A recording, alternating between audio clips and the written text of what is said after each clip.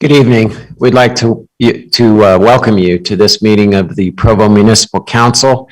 Today is Tuesday, November 30th. The time is about 5:43 p.m. Meetings of the Municipal Council are now being held in hybrid fashion. That is, members of the public may continue to view council meetings on YouTube and Facebook, or they may attend in person in the council chamber at the Provo City Center. The coronavirus pandemic is not yet over. COVID-19 infection transmission rates are again high, particularly among unvaccinated persons. We encourage everyone who is eligible to get vaccinated. We encourage all people to protect themselves and others by following the protocols set by the CDC and our state and local health departments. Please stay safe and be kind. This meeting is being broadcast live on the web on the Provo City Council YouTube channel, where it will also be available for on-demand viewing. I remind participants to mute your microphone when not speaking to minimize the potential for background noises and conversations to be picked up, recorded, and broadcast for all to hear. Tonight, we'd like to excuse Council members Harding and Councilor Shipley. All other councilors are participating either here in person or remotely, and we also have the mayor with us and members of council and administrative staff as well. Tonight, the opening prayer will be offered by Councilor Bill Fillmore. Our beloved Heavenly Father, we bow our heads before Thee this evening and give thanks for the freedoms and opportunities we enjoy in this great land. We're particularly grateful, Father, that we have the privilege of living in Provo. We thank Thee for all the good people, men, women, and children that inhabit our fair city, and pray that Thou bless us as a council to be wise and thoughtful and to make the right decisions for their welfare and benefit. We thank Thee again for this privilege, Father, and ask that Thy Spirit might guide us in our deliberations and our comments tonight, and that Thou wilt watch over and bless our citizens and those who lead us in the city, in the state, and in our national government. We pray for Thy blessings in the name of Jesus Christ. Amen. Amen. Thank you. Tonight, the Pledge of Allegiance will be provided by Councilor Travis Hoban.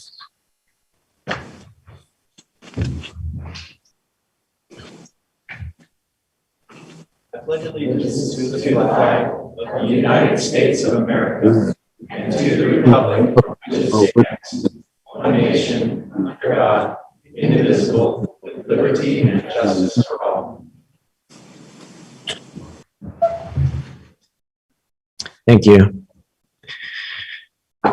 We're now ready for the public comment portion of our meeting. Mr. Strachan, will you explain that?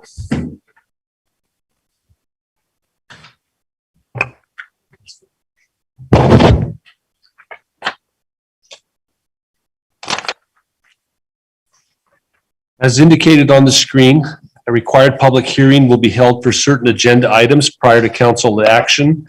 After each such item has been presented, time to comment will be provided for all those who wish to speak.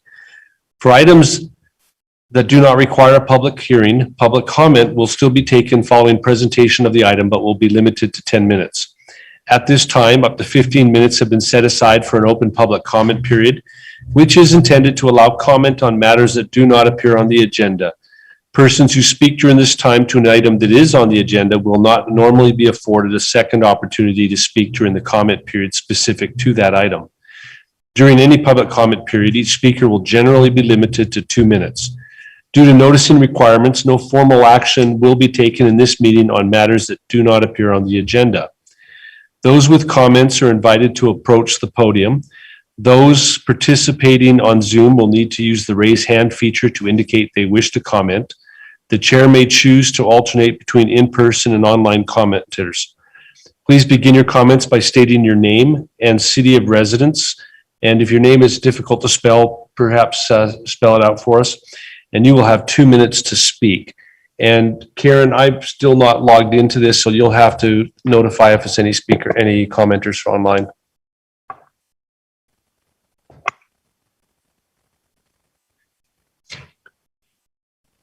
Do we have anyone who wishes to comment on items that are not on the agenda tonight?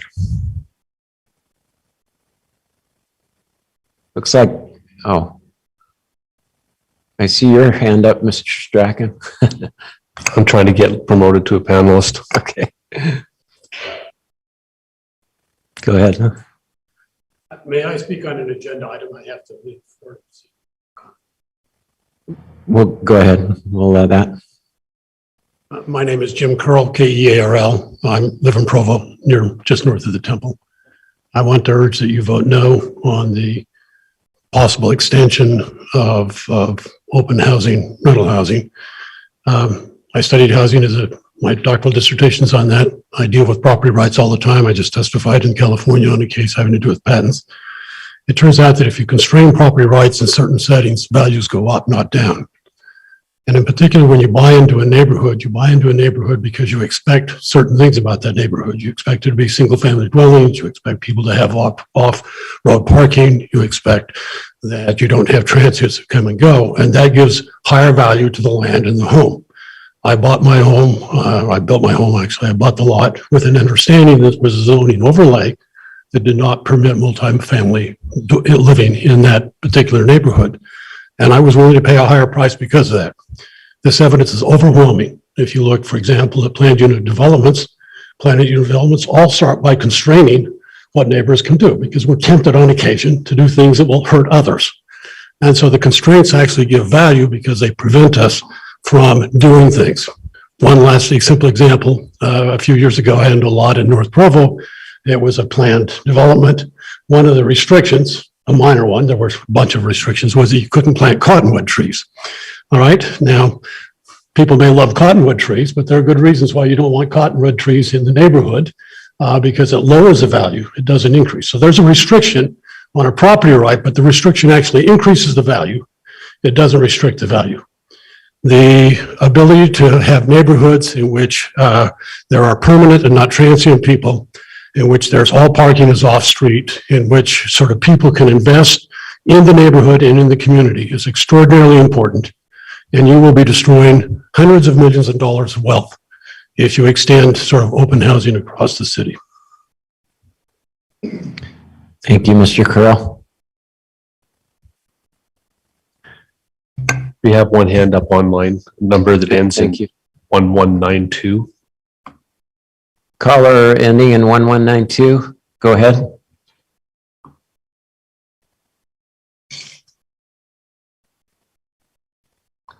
Do they need to do something?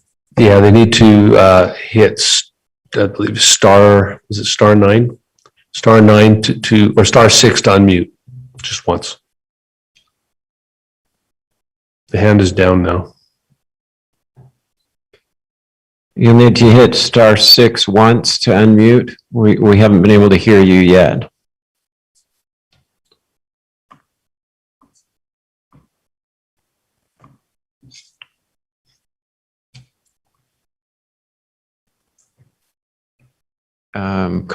Let's see, their hand is up again.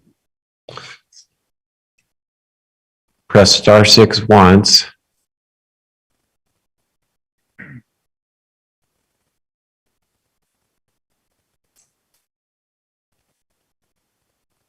Doesn't seem to be working. Not from our end. Trying to figure that out.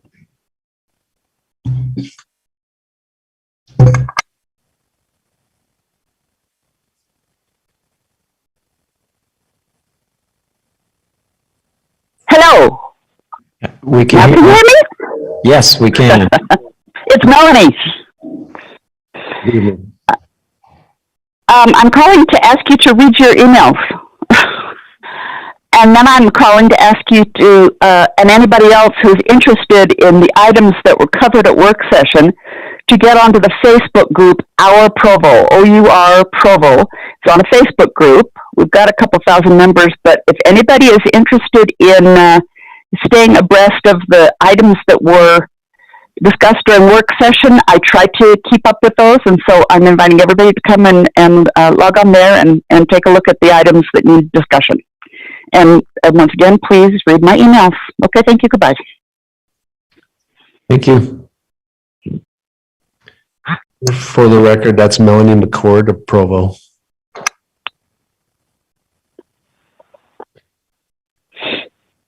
Is there anyone else who would like to comment on items that are Be a not on the resident. agenda? And if your name is difficult to spell, perhaps spell it out for us.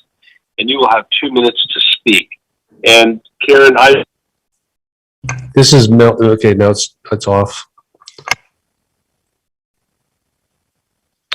All right, seeing no further comments, we'll close the public comment period and move on to item number 1, which is a resolution consenting to the mayor's appointment of the city engineer of Provo City. Mayor. Thank you. Thank you, Council Chair Sewell and council members, for allowing me a few minutes to introduce 2 employees. I'm going to start with the city engineer. I wrote a letter, as I usually do, so I will just read that. Dear council members, it's hard to imagine a more well-qualified candidate for Provo City engineer than my nominee, Gordon Haight. At a starting point, Mr. Haight has bachelor's and master's degrees in engineering from BYU, but beyond that, he has already served as a city engineer for 3 Utah cities. And rounding out his experience, he has served as an assistant city manager and economic development director. This breadth of experience, combined with his vision, interpersonal skills, and mentoring ability, helped make him very qualified for the job. The process of selecting a nominee for a position like city engineer is a team effort. Allow me to share some of what one of our interviewing panelists, Councilmember George Handley, wrote about Mr. Haight. I forgot to ask your permission, George. Are you okay? I was impressed with the overall quality of the candidates, but Gordon Haight was my personal top candidate. The interview confirmed what his record seemed to indicate, that he had the administrative, managerial, and communication skills to be an effective bridge builder with different departments in the city, between the administration and the council and with the general public. He struck me as very professional. I felt going into that these were the most important traits we needed in a city manager. Someone who would increase transparency and communication and build trust. Someone who understood engineering's role in the larger process of planning and building Provo's future. Someone who would be responsive to all transportation needs and not just cars, and someone who would help to further train and develop our engineering staff for future leadership. I believe we have found a strong candidate who can meet these needs successfully. Councilors, I agree with Councilmember Handley's assessment, and I am thrilled to nominate Gordon Haight as our next city engineer. So thank you. He actually had to leave, so he's not here, but if you have questions, I'll do my best to answer any questions, and if not, I'll turn it back to you. Any questions for the mayor? All right, thank you. Yes, Councilor Hoban. I would just say that we did have an opportunity to speak to him, so we're not voting uneducatedly or uninformed, just so everyone knows. And we've all had an opportunity to review the materials and his resume and so forth as well. Is there any council discussion prior to vote on the motion?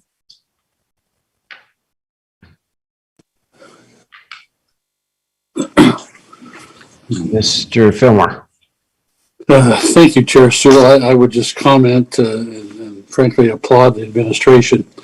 I think we have ended up with an extraordinarily well-qualified candidate here. Just remarkable depth and breadth of background. I think we'll be well served by his service here in Provo. Thank you. Any other comments? All right, I'll call for a vote on the motion then. All in favor? Mr. Fillmore? Aye, yes. Motion carries unanimously with Councilors Harding and Shipley excused. Thank you. Great, Item number all right.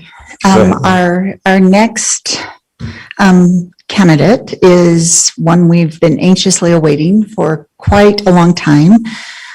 It is the nominee for the Chief of Police for Provo, and I know everyone's been anxiously engaged and we're probably overly anxiously engaged in Provo because we're so excited that we were able to get this outstanding person to apply and consider us. So I will read the letter, and then after that, I'll have him come up and just say a few words, and then we'll turn it back to you. Dear council members, Provo is a destination police department, meaning a department officers seek out. This was seen in the pool of candidates for police chief here. Our interviewing panel, made up of community members from various walks of life, was blown away by the quality of applicants for the job. Yet one person still seemed to rise comfortably to the top, Fred Ross. Fred Ross started as a beat cop in Salt Lake City over 30 years ago. Early on, he asked to be assigned to a blighted neighborhood. He then spent hours going door to door, giving out his number and building relationships with residents and business owners. This personal touch has been a hallmark of his career, and for his outstanding efforts in that blighted neighborhood, he was ultimately named the National Community Policing Officer of the Year. Later, he rose all the way to the rank of deputy chief in Salt Lake City. Along the way, he pushed for diversity practices by forming Utah's first Center for Policing Equity Partnership. Currently, Chief Ross is the chief of the UTA Police Department, overseeing over 110 sworn and civilian staff members. His role as UTA Police Chief has put him in contact with many other police chiefs throughout the state, including our former chief, Chief Ferguson, who regards Chief Ross highly. Although Chief Ross has the esteem and respect of colleagues throughout the state, he is humble and approachable. He understands our community. He is an excellent communicator. But Chief Ross is also a family man who has spent much of his spare time coaching youth teams and otherwise serving the communities he loves. City Council members, it is my honor to nominate Chief Fred Ross as Provo's next police chief. Thank you. Chief, do you want to come up and just say a few words? Thank you. I think I've said this a number of times today, but this is an extremely humbling opportunity to be here tonight. I knew last night, as many of you have heard me say tonight, that I found my new home, and I look forward to working for all the citizens of Provo, the officers of Provo, and certainly the mayor, but most importantly, and she couldn't be here, my boss, my wife. She had to fly out this afternoon, so thank you. Thank you. Do we have any questions or council discussion before we vote on this motion?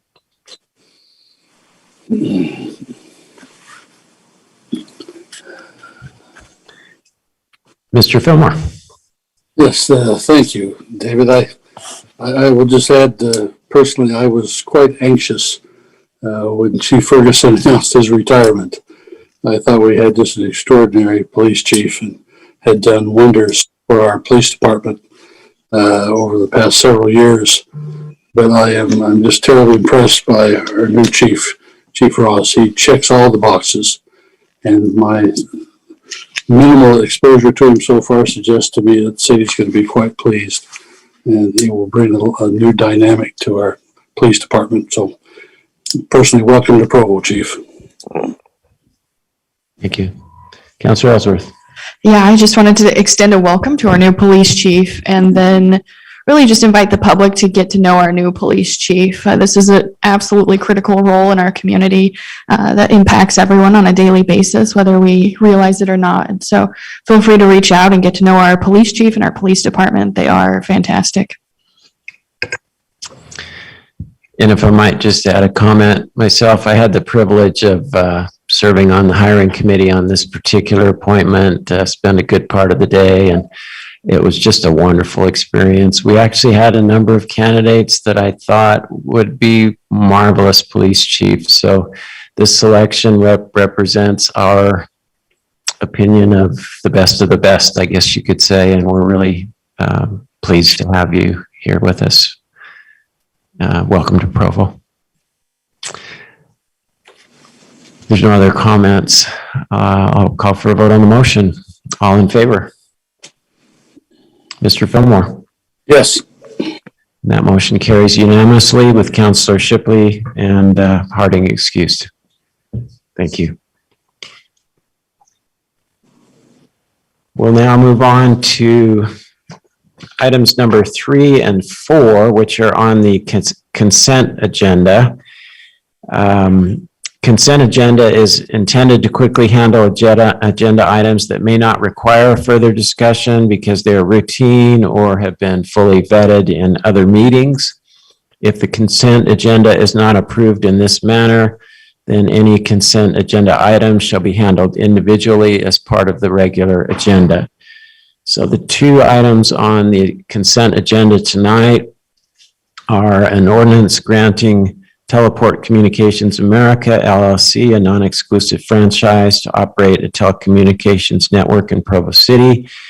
And the second one, number 4, is an ordinance amending the Provo City rate schedule to set electric service rates for distribution, voltage, pilot, optional time of use, and shared solar in Provo City. Does any council member wish to remove either or both of these items from the consent agenda so that there could be discussion or public input on those 2 items?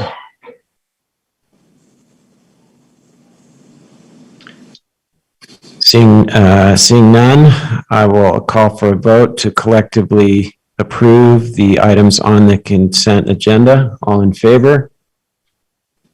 Mr. Fillmore? Yes, sir. Motion carries unanimously with Councilors Shipley and Harding excused. If there was no objection, we will now recess the Provo Municipal Council meeting and reconvene as the Redevelopment Agency of Provo by unanimous consent. Councilor Ellsworth. All right, I will chair this meeting. There is presented to the Board of the Redevelopment Agency of Provo the consideration of a purchase contract between the Redevelopment Agency of Provo and Evkell LLC, and that will be presented by Tara Riddle. Good evening. It's actually a pleasure to represent both the Redevelopment Agency and Provo City this evening on the same item.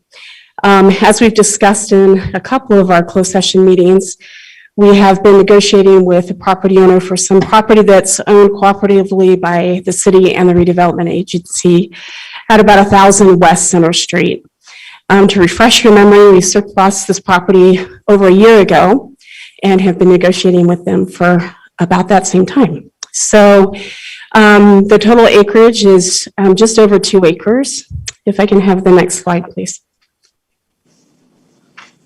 Oh, I guess I can do it. There we go. So because the property is owned by the Redevelopment Agency and Provo City, there'll actually be 3 parties to this contract.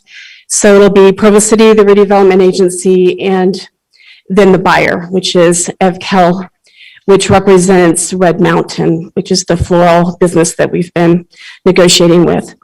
The main points of interest in the contract is the sales price will be $835,000. $50,000 of that amount will be set aside in an escrow account. And as the buyer goes through the design review process, we'll be encouraging some improvements to the facade, probably beyond what they normally would have been doing, so that we can have a nice entrance into the city. This will be the first business most people will be seeing as they're coming into Provo. Additionally, we'll be setting aside $35,000, which we will be giving back to the buyer as they do their plat. So on their plat, they will actually designate an area that we will have a Welcome to Provo sign. And so this is the price for that easement that will remain on the property.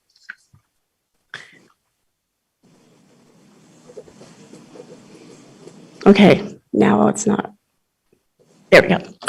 So the total revenue will be $750,000. That will be broken down into money going to Provo City and then the rest going to redevelopment. So we, as the city, will be receiving $592,139.25, minus the closing costs, which should be just a couple of $100. And then the redevelopment agency will be receiving the rest of the money, which is $157,860.75 minus the closing costs.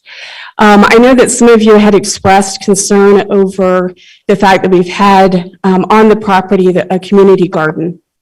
So the buyer of the property has agreed to continue working with Community Action Services and Food Bank in hosting the community garden until they're ready to develop.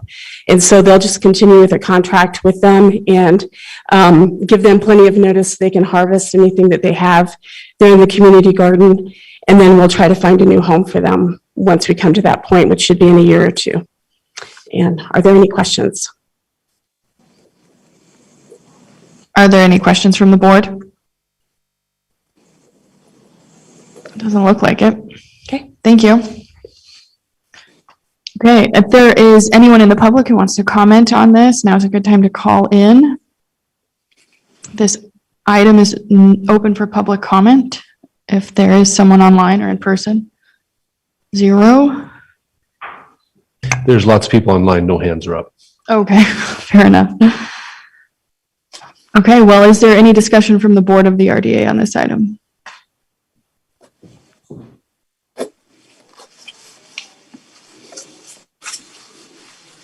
For the benefit of the public, this has been discussed before. Okay, well, if there is no conversation, then let's take a vote. All those in favor of the implied motion? Mr. Fillmore? Yes. Okay, so all 5 members in attendance voted affirmative. Okay, if there's no objection, we will now adjourn the Redevelopment Agency of Provo Governing Board and reconvene as the Provo Municipal Council by unanimous consent. Thank you, Chair Ellsworth. Item number 6 is now before us, a resolution to approve a real estate purchase contract between Provo City and Evkell LLC for the sale of property at approximately 1000 West Center Street for commercial development. If any members of the public would like to give a comment for this item, they're encouraged to call in or sign in now. This item will again be presented by Tara Riddle, our property coordinator and ombudsman. So I don't know if it's just inappropriate to say ditto because it'd be the exact same presentation. So unless there's additional questions. Mr. Fillmore. Yeah, I don't have any additional questions. I just was remiss in not expressing my appreciation for Ms. Riddle and city staff in working hard to secure some aesthetic enhancements to the facade of the building as a welcoming element as people enter the city from I-15. I think that's an important addition to our efforts to continue to improve the gateways into the city, both aesthetically and functionally. So thank you, Karen. Thank you. If there are no further comments, I'll open the item for public comment. Are there any members of the public that would like to comment?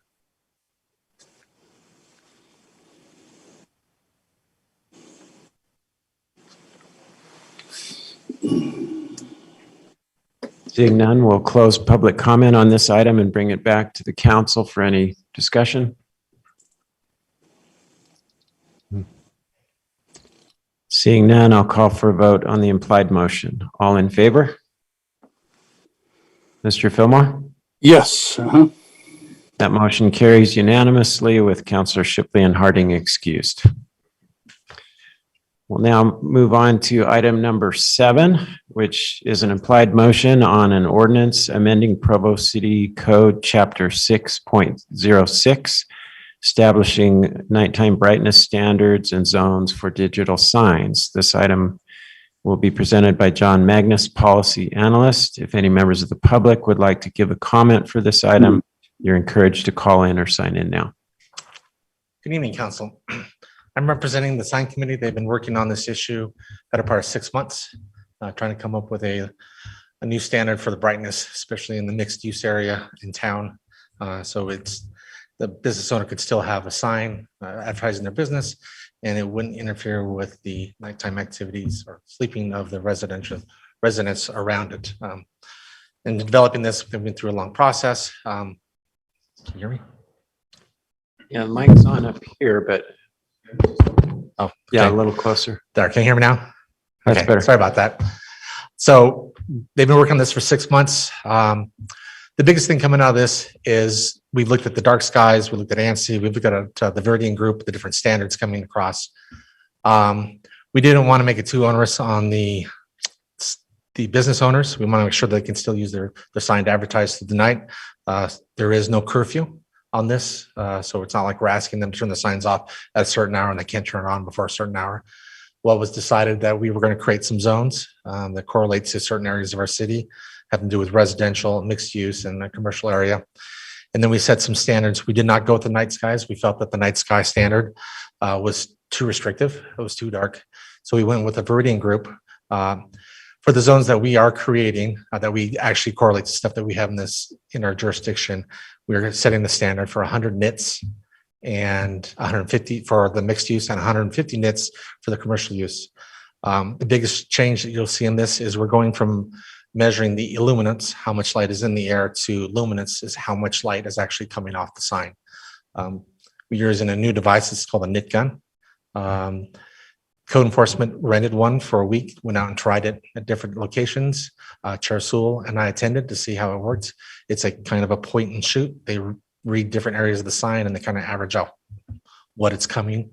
Just to let you know, the Blue Rock sign was averaging about 150 nits, which is close to what we're proposing.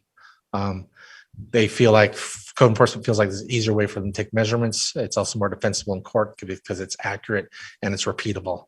Using the luminance meter, they felt like they had a little harder time because they're trying to block the light out from they'd have to take a measurement, take a reading, then try to block the light coming from the sign and take a second measurement.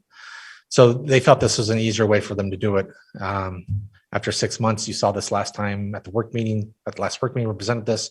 So tonight we're here back for the ordinance to amend this chapter. Is there any questions?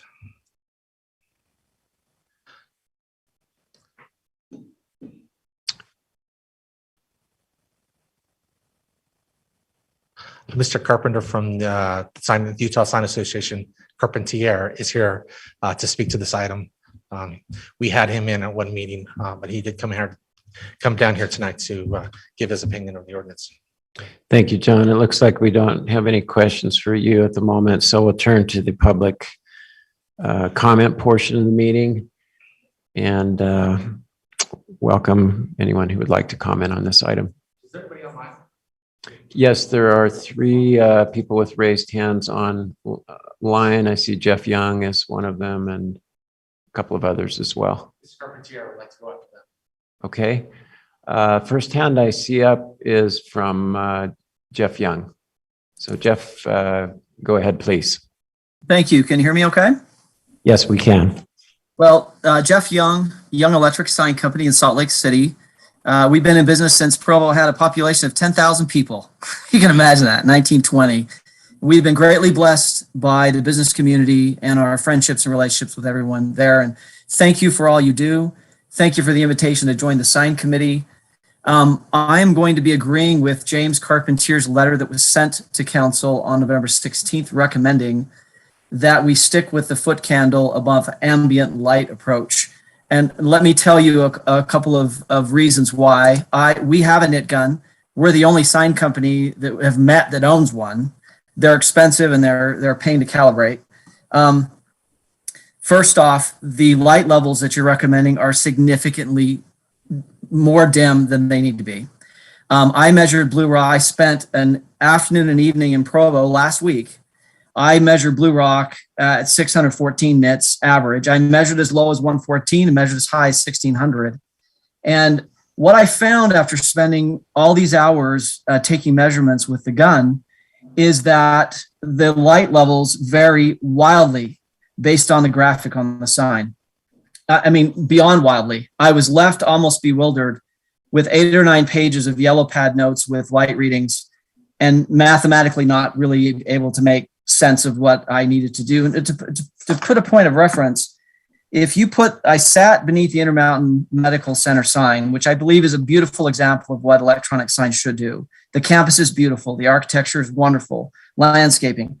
If you engage 150 nits, the parking lot light immediately adjacent to that sign is going to be 46 times brighter than 150 nit. It measures about 7,000. The parking lot light across the street at the Target store measures 17,000 nits. That's 118 times brighter. The Cubbies sign, these are the letters on the front of the Cubbies.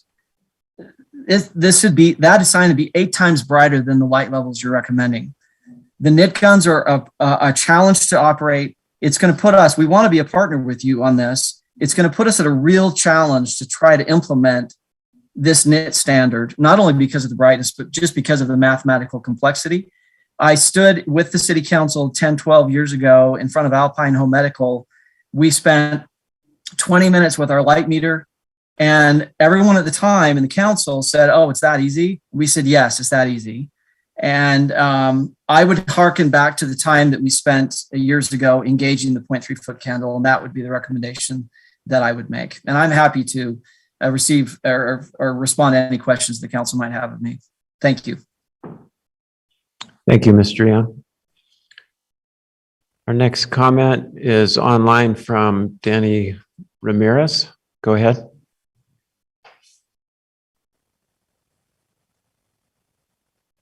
Oh, can you hear me okay now? Yes, we can now. Okay, my name is Danny Ramirez, and I'm also with Yesco, Young Electric Sign Company. And I'd just like to thank the mayor and city council members for this time to discuss the proposed use of NITs to regulate electronic message centers. I'd like to make a few points that hopefully we can be considered tonight. And one of the main points is this very short notice that was given. And I'm concerned about the actual business owners that are not properly represented tonight on this call or at the meeting. And they are the ones that will be most affected by the change. I feel business owners need to be represented so they can help provide their perspective on how they use their electronic message centers or EMCs to market and attract customers to purchase their products and their services. It's their business and they need to be heard. Sign professionals and city and government agencies can certainly provide our opinions on this proposed change, but it's the business owner that needs a voice on this very important agenda item, and they could adversely affect their ability to make a living and to run a business in an ever-changing economy, right? We're all living in it. We're all doing our best to manage the businesses, but we're in a COVID economy. From month to month, we're not sure how businesses are going to be affected. Open today and possibly close tomorrow. I really propose that we go back to committee so that actual business owners can be represented. And if that's not possible, I do agree with the November 16th recommendations from James at the International Sign Association that 3/10 of a foot candle be the measurement that we use and is highly preferred. I propose nit levels. The proposed nit levels are way too dim to properly advertise for a service and product. I urge the city council to use my talking points today to make a decision. Thank you. Thank you, Mr. Ramirez. Next one I see on the list is caller ending in, whose number ends in 6962. Go ahead, please.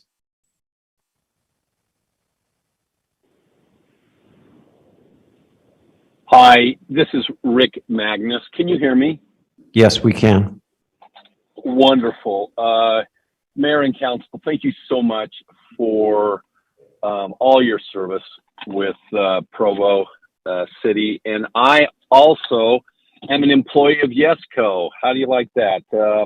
I have a lot of experience with various government agencies, and I am the government specialist as well as the permitting manager for Yesco sign here in Salt Lake City, so along the Wasatch Front. And I have found that when it comes to sign ordinances that are being changed or modified or looked at, quite often when we are asked to be a portion of the technical aspect or look at that, many of the entities find that the measurement of foot candles is something that they can standardize and that appeals to their city. And I'm not saying yours is not unique, but it would be advantageous for the opportunity to give these to give an opportunity to have the measurements maybe even compared to, you know, the foot candles versus the nits, and seeing if there's more consistency in one or the other. I too believe that also these businesses, I know Provo City cherishes them very much. If they could have a voice in this and understand and open it up to them, I think you would have a great acceptance at the end of the day with businesses themselves and also the sign industry, so that it can complement the city in its development. That really is everything that I wanted to say, but I'm finding across the Wasatch Front a consistency and a level that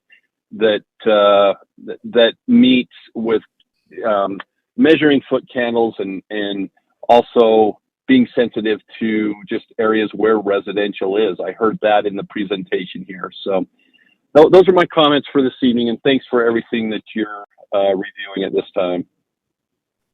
Thank you. I'm not seeing anyone else online. Do we have Mr. Carpentier?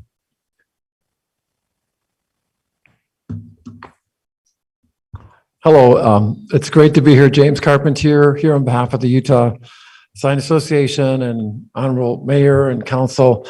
I really appreciate the opportunity to speak. And the first thing I'd like to say is that we have a lot of concerns. You've heard some of them on the overall standards that are proposed. We strongly believe that the study that hasn't really been talked about, that these standards are loosely based on, is RP 3919. We believe that study is severely flawed. We recommend that the existing standards be enforced and utilized, since they have been proven to work really well, not only in the state of Utah, but throughout the country, including the ones that we're aware of that have adopted it are Farmington, Salt Lake County, and Lehigh. And we know that those standards work, and they're not too bright, and they're effective, and they allow for signs to be reasonably seen without being too bright. And that's what we want as an industry, is that they just function well and they fit in the community. I just wanted to mention that the RP 3919 study, which you don't match that exactly, but it's kind of close to some of those recommendations. That study provides guidelines that are designed for signs located off of the right-of-way. In other words, signs that are not part of a sign code. And therefore, the RP 3919 standards are designed for signs that are not regulated in a sign code, which isn't really talked a whole bunch in that study, except it's mentioned in the preamble. And also, that study does not have any specific research or field research to specifically support those levels, which I think is really, really important, having been a part of field studies a number of times. So the proposed levels for the LZ2 at 100 nits will not work. It just is going to be too dim. And because what happens is at 100 nits, the actual, when you look at the different colors at 100 nits, they're going to be dim, and it really won't function well. And same thing, that's about 1/3 of our recommended illumination levels. And same thing with the LZ3 at 150 nits, that's about 1/2 of what we would recommend. And because of that, I recommend, as was previously suggested, that it get referred back to the committee so that we can do some field work, which I'd be happy to coordinate with a mobile display somewhere in a typical location to really look at these in kind of in a controlled environment and figure out what the recommended levels are, and then what the proposed standards are, and you could see it in real time. And certainly the council, the committee, and anyone else could take a look at the business community. And I think having everyone involved in it in an inclusive manner will be really good. But with that, I thank you for your consideration, and Hopefully you refer this back to the committee to really make sure that's going to work in the community and for everyone involved. So thank you. Thank you. Are there any other members of the public that would like to comment on this item? Oh, there's another online caller ending in 5865, please.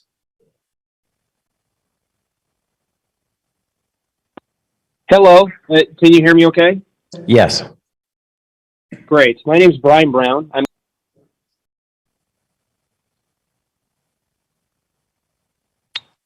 Sounds like we lost him. We lost your audio right after you started. If you can still hear us, please dial in again. I think he's still there.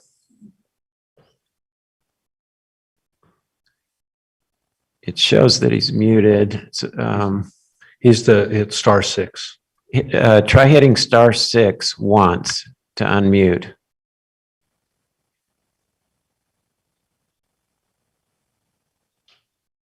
Can you hear me? Yes. Can you hear me now? We can hear you again. Please proceed. Okay. All right. Brian Brown with Yesco. I echo and support the content of James Carpentier's letter and the comments of my coworkers.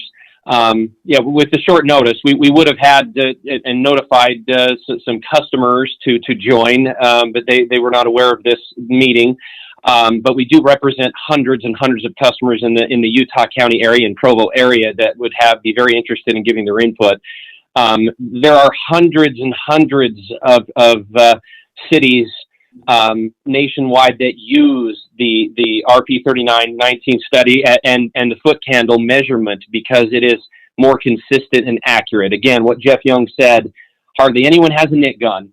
And if you were to try to enforce this and go out there, there would be a lot of arguments with the business owners themselves because the interpretation, the distance from the sign, the angles, and the way the knit gun measures, it's not near as pragmatic and consistent as the foot candle measurement. So I strongly ask and recommend that this goes back to committee to have more interaction with the business community. It will not hurt to take another couple months or however long it takes to have this discussion. Otherwise, if we move forward with it, there's going to be a lot of problems. So thanks for your time. Thank you.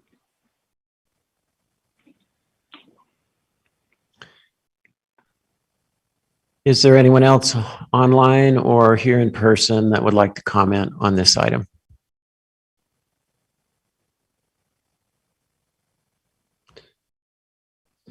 Seeing none, we'll close public comment and bring it back to the council for discussion. You want to go first? Mr. Hoban. Guess I just have a question for the Yesco team. I know the University Place, formerly University Mall, sign is a Yesco sign. Is that based on the standards you're recommending and using a foot candle measurement? Is the brightness of that sign within the limits, your recommended limits?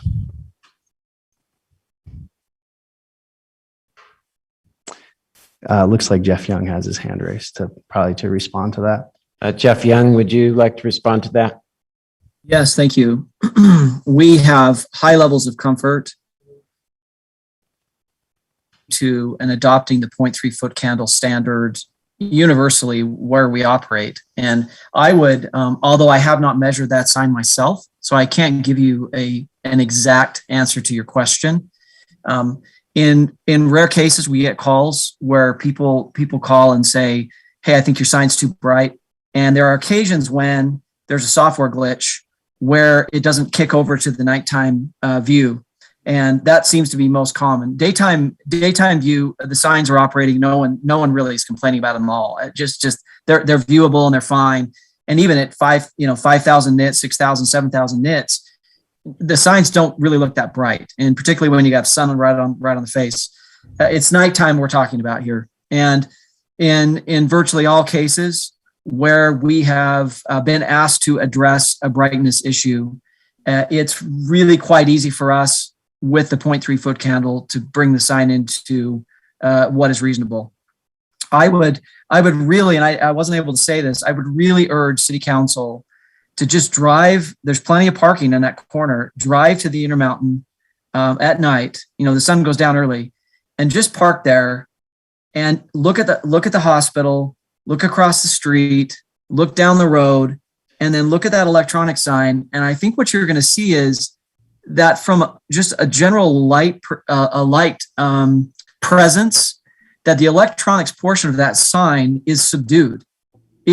Although it's moving, there's so much else going on. There's cars coming with their headlights, which I didn't mention headlights. They're unbelievably bright. I mean, the high beam on your headlight of your car registers error on the knit gun. That's how bright they are. The knit gun can't even measure how brights are. And I think if you look at that, and you look across the street and look down one way and down the other, I think you're going to say that sign is fulfilling its purpose. It's not too bright. It's fine the way it is. And if the 115 nit standard is adopted, you're talking about 1/3 the current brightness. And I just, without a nit gun or with even out a light meter, you're going to say to yourself, why in the world would this electronics portion of the sign already subdued be better at 1/3 its current brightness? It just doesn't make sense to us. And so in the process, realize we play a critical role here. And you bring these businesses into accountability. You send them the letter, you send them the notice. You know what's going to happen next. We're getting the phone call, and they're going to say, "Hey, you know, what do we need to do? What do we need to do?" And they're going to be saying, "Well, how come we're under? Show me why we're over standard." And then I'm going to be standing, or one of us is going to be standing in the parking lot again with a whole download of light measurements and really having a tough time trying to make mathematical sense of it. And mind you, I'm a math guy. I mean, I'm a business major, MBA. Math is my thing. I'm on Excel all day. And so I'm not a math professor. I'm not a doctor of math, but still numerically, however you look at it, when you have light measurements that range from 54 all the way to 5,000 or 1,600, and they're changing with every single color, it makes it very, very hard to practically administrate the nit gun, because you have all these numbers. The light meter, when you stand away from the sign at the distance prescribed, it's a needle on a measurement, and you can clearly see it functionally averages the total output of the light of a sign, takes into account the adjacencies, and says you're here or you're not here. And it's easy to say, okay, I'm outside of compliance, instead of having to take a bunch of numbers, take it back to the back room, and then sit down and have a mathematical discussion. It's just a much more practical way to resolve this. So, you know, we're anxious about this, obviously, because we know if adopted, we're going to be on the front. We're going to be standing in front of you, in front of our customers, trying to comply. And the NIT approach makes it just dramatically more difficult for us to help you hold the businesses accountable for brightness. So that's a very long answer, and I'm happy to answer any specific questions that relate to what I said. Appreciate the answer. I can respond to some of the other things, or should I guess I could wait to hear from some of the other council members. Yeah, I'll do that. I do see another hand up online. We have closed public comment, but we've also had some technical difficulties, so I'm not opposed to opening it up for this one additional person. Caller 4011, did you have a public comment that you were unable to make earlier?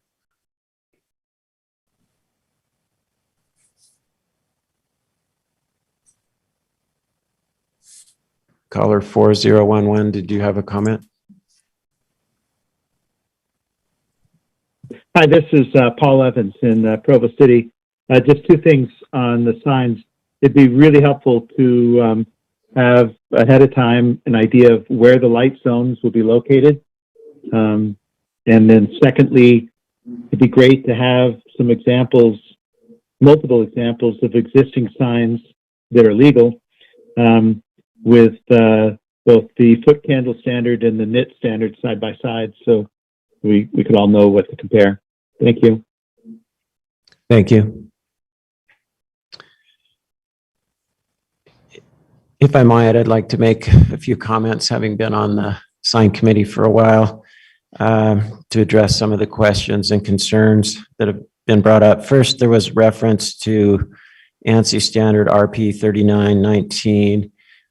We did look at that, did not rely on that. We felt that the numbers recommended in that standard were too low, as we've heard from the sign committee, and so we went with the Veridian Group recommendation of the 100 nits and the 150 nits. When we first met with Mr. Young of the sign company of Yesco, and he had someone else with him, we asked them specifically if there were any other standards that they knew about that we should be looking at, and they said no. So we went with this standard, which was the best one that we were aware of at the time. There's about a 22-page report with rationale. At the time that we came up with the recommended number, we were unaware of a way to convert foot candles to nits. And after receiving the letter from I think it was from Mr. Carpentier, which, by the way, I'm sorry to say I only received a copy of yesterday, although I think you sent it earlier. You mentioned that 0.3 foot candles is equivalent to 300 nits. And if that is the case, the sign committee would be interested in, and we'll delve into that a little bit, but we would be interested in reconsidering our recommendation such that in the commercial areas that we would go with the 300 nits, which would correspond, according to your letter, with our current standard.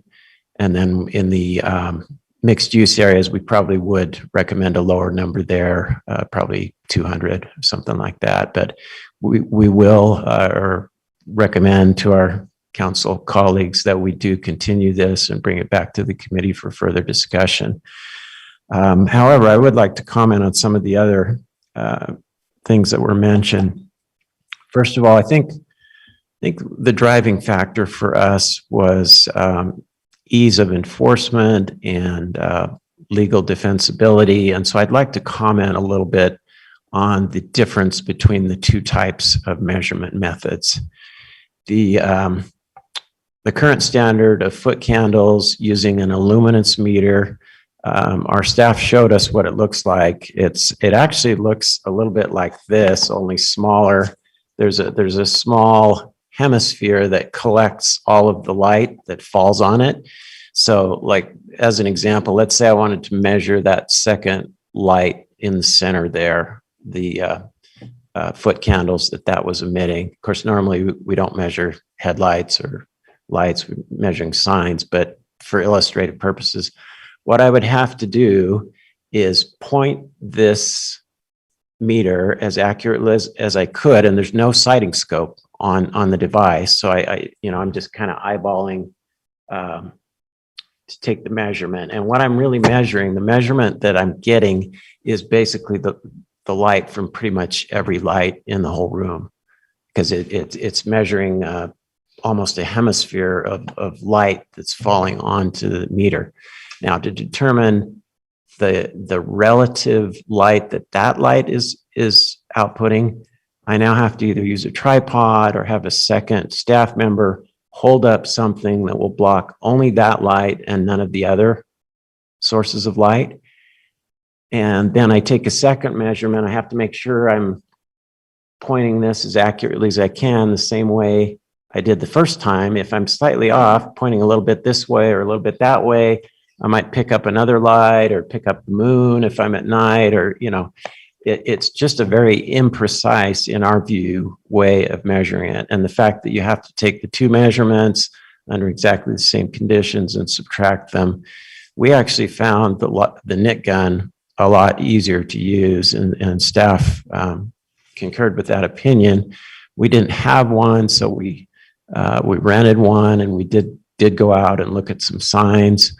We As was mentioned, we took measurements on the Blue Rock sign, and it's true that it does, the measurement does vary according to the color, because white is going to produce the highest output level, and darker colors are going to produce a lower. So we got measurements. We averaged several, between about 100 and 150 nits on that sign.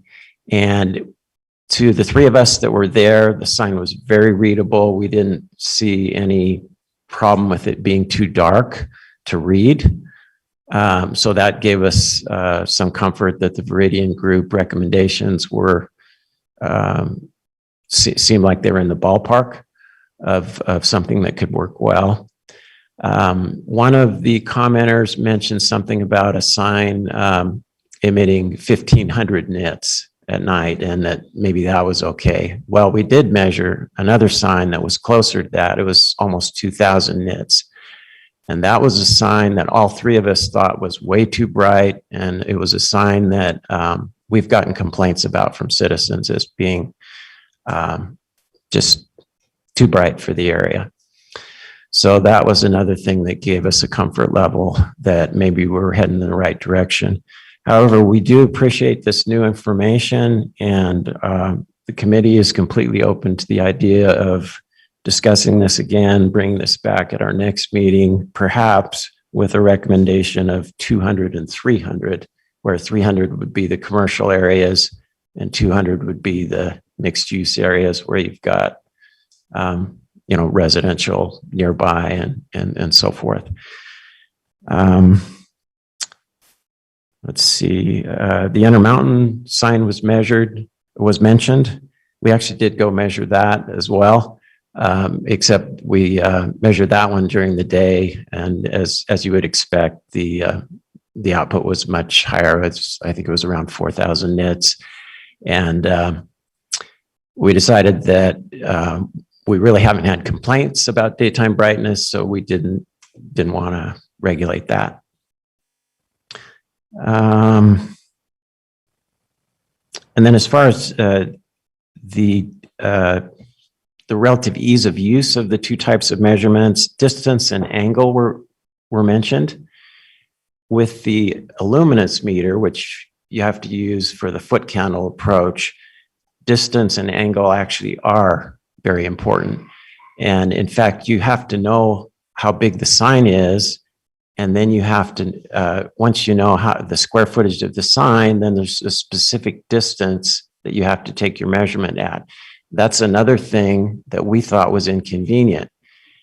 The luminance meter we thought was a lot simpler because it has a sighting scope, and you can see exactly what portion of the sign that you're measuring. The angle's not important, other than if it's too big of an angle, then you're going to get a lower measurement. But if you're anywhere close to perpendicular, you're going to get a good accurate measurement.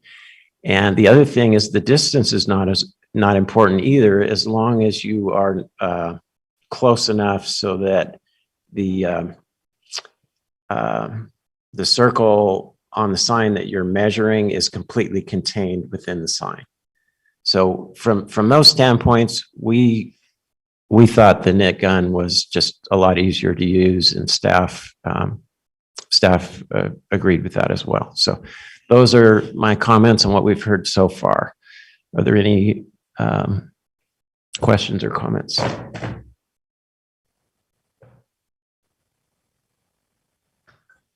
Well, I have some more comments, but I wanted to allow fellow council members to ask any questions first, and I can maybe wrap it up. Okay. Well, I want to recommend that we continue it. So I don't want to drag this out longer than is necessary. I think what concerns me is that, or maybe sort of conceptually, I'm having a hard time understanding is brightness is also a question of comparative value, right? I mean, at least as far as advertising is concerned, what is brighter, what is bright enough to be seen to be read is one question, but what's bright enough to grab my attention versus something else that's also bright trying to grab my attention. And this is an escalating war, right? Let's just make everything brighter because somebody else is brighter. And if we do actually require that everything is dimmer, there's still plenty of competition for the eyeball without having to create so much light pollution. So I'm not terribly worried about a standard that I certainly don't want a standard that's so dim that we can't read things. That obviously defeats the purpose. But if we're not having any sort of check on how bright we go to the point where everyone is racing to be the brighter one to grab the attention, then we've got a problem. And so I would hope that the people who've spoken tonight would be sympathetic to that concern. That's a concern for the public. Thank you. Councilor Ellsworth. I just want to quickly add, it's important to me that we're fair to businesses, and I have a lot of trust in Chair Sewell, Councilmember Hope, and that they would be fair to businesses in this, what is a semi-technical evaluation, clearly from what you've described. But I also want to be, I want a safe city so that people can safely drive at night and not be distracted or impaired by something that is too bright or too distracting, because plenty of people have a hard time driving at night. And I wouldn't want this to exacerbate anyone's poor experience when they're trying to navigate the city after dark. Thank you.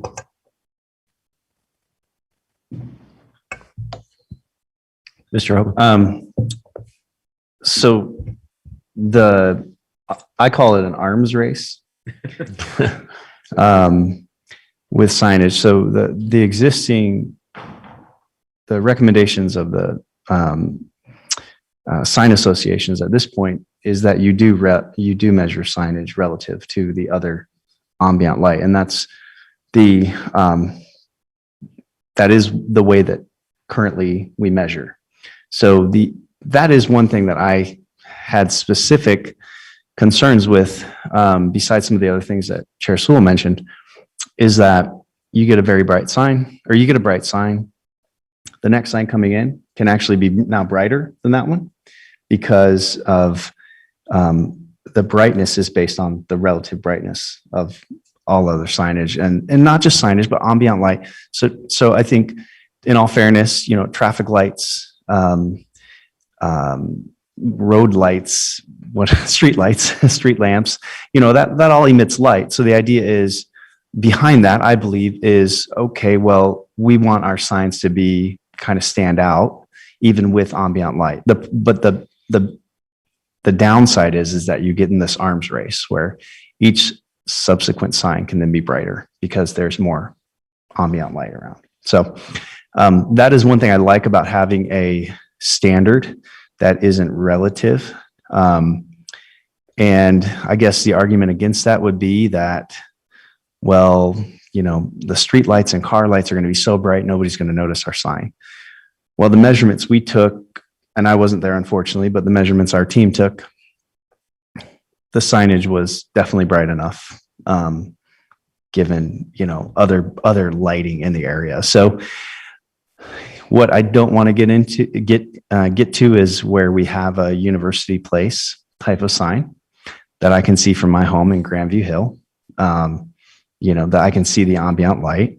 And so that's the reason I asked that is that within the standards? And I don't know. We didn't measure that, but the idea is that we kind of level the playing field and ensure that we don't create this arms race, but still be fair to businesses, in that, we have something that is bright enough. Now, I'm open to, if there's some way to ensure that our limits, our brightness limits and standards kind of compare to what we have today, I'm comfortable with looking at that.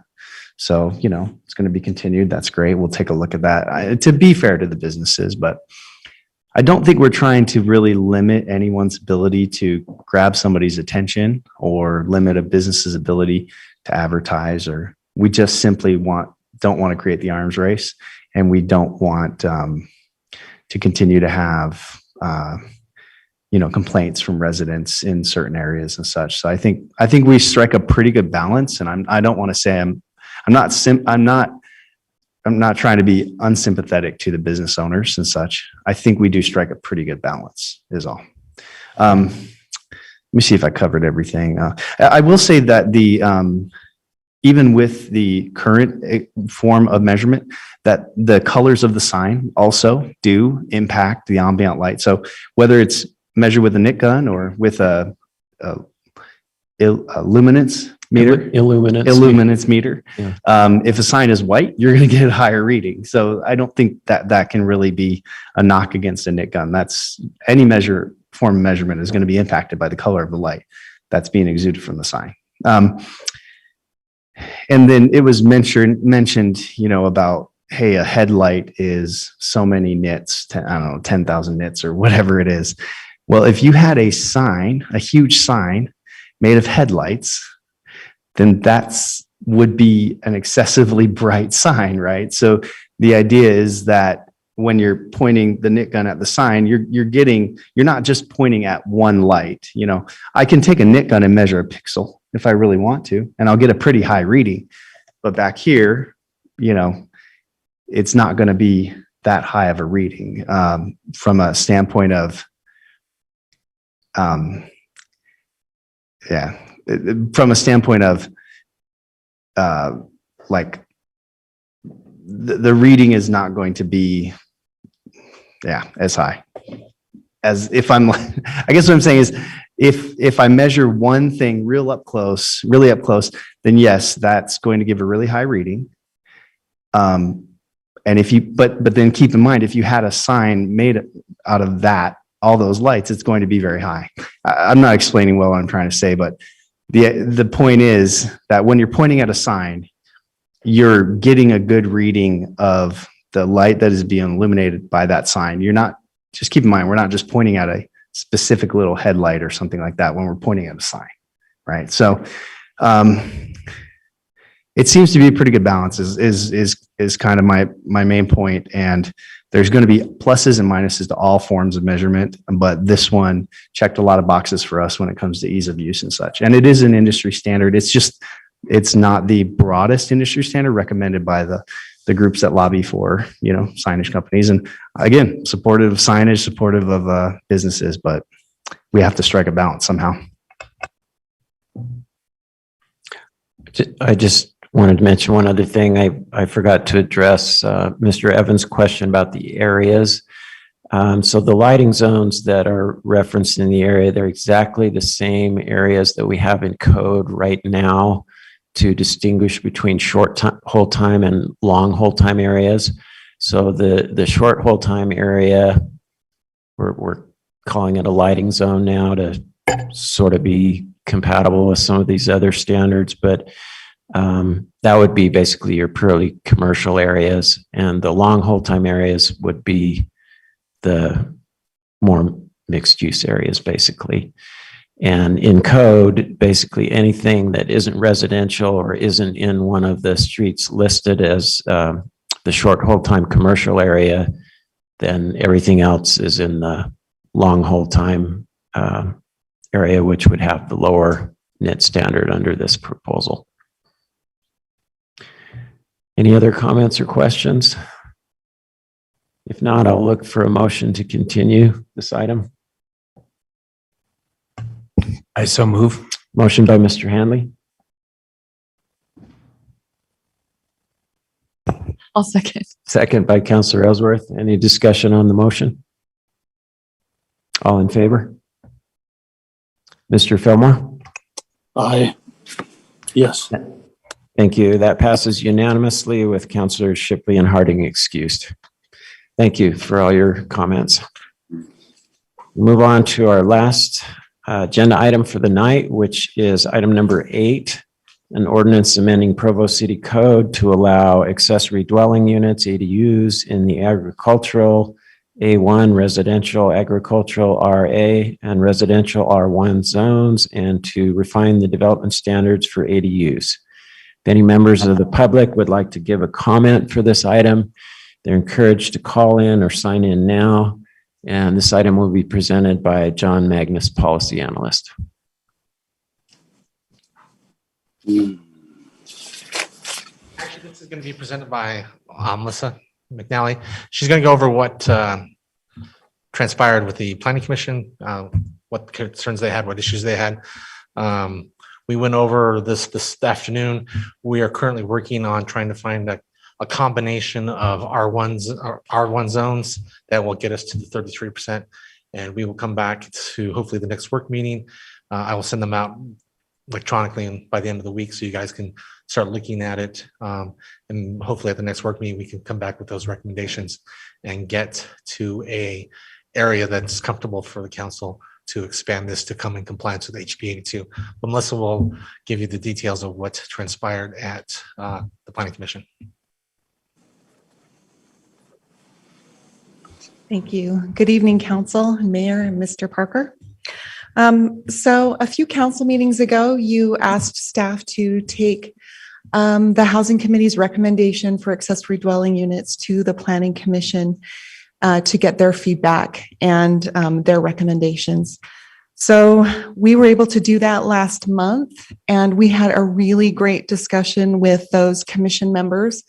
We did have several citizens call in and offer comment as well.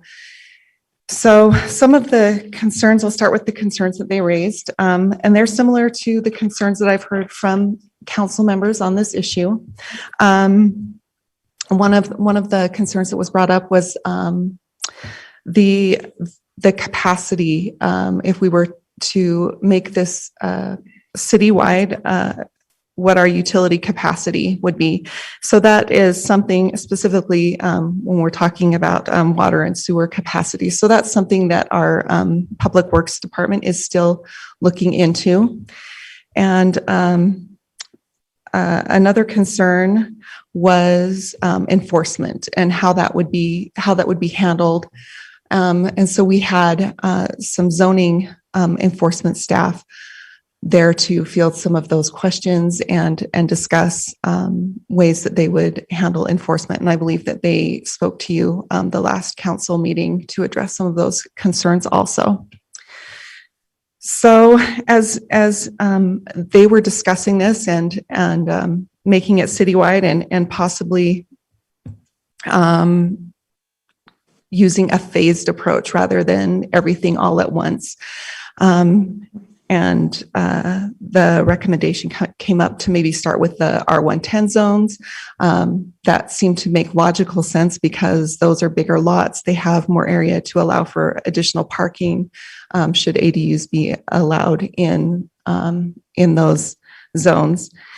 And as the Planning Commission talked things out and tried to come up with criteria to exclude certain zones, the conclusion was they couldn't really come up with criteria, reasonable criteria to deny the ADUs in one zone and allow them in another for the sake of fairness to different areas in the city. So their ultimate recommendation was a unanimous to pass the ordinance as proposed. So do you have any questions for me?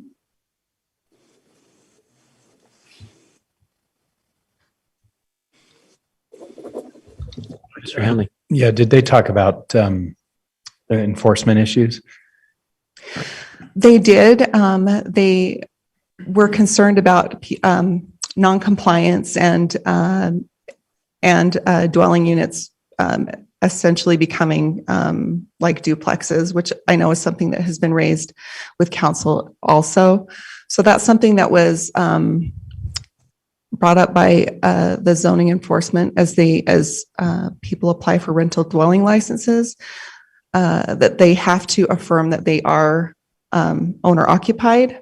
And that's something that they considered reviewing annually to ensure that the owners are still living in the home. I know that was one of the suggestions for compliance. Any other? Yeah, Malia, this is Bill Fillmore. Was there any discussion at all about the concerning issue raised by Professor Curl this evening? That this kind of a citywide ADU regime would constitute a massive reduction in accumulated wealth of our citizens. Is that a consideration? There was a concern brought up about property values, and there was an anecdotal story by one of the commission members who experienced having to purchase a home in the city where he works because they needed to use the property for something, and it did have an accessory dwelling unit. So the home did appraise for about 15% more than a home without an accessory dwelling unit. So as far as property values, the only thing that was addressed was a slight increase in property values with an accessory dwelling unit. Okay, well, it sounds like they maybe listened to one anecdote. By comparison, Professor Curl, a nationally esteemed economist and professor at the university, has said he has studied this for years, and he's convinced that if you allow ADUs nationwide, citywide, that it would result in hundreds of millions of dollars in lost wealth presently held by our citizens many of them put their life savings into buying a home in some of these established R10 and other neighborhoods, zones. It sounds like that hasn't really been addressed with any kind of seriousness. Can I respond to that? Councilor Ellsworth. And maybe John Magnus can chime in here. This has been done throughout the state of California. Is that right, John? Yeah. And what happened to property values at that time, and what's happened, and then maybe Melissa can tell us what's happened to property values in adjacent cities like Orem and Springville after they've applied a similar ordinance? Since this is relatively new to Utah, it has not, exploded. It slowly rolls out. That's what if you read the literature that's been written on this, it doesn't just, as soon as we open it up, all of a sudden there's gonna be hundreds of these things. No, we're talking maybe 10, 11. What you get at the beginning of this is people who are in violation currently will come in and get into compliance.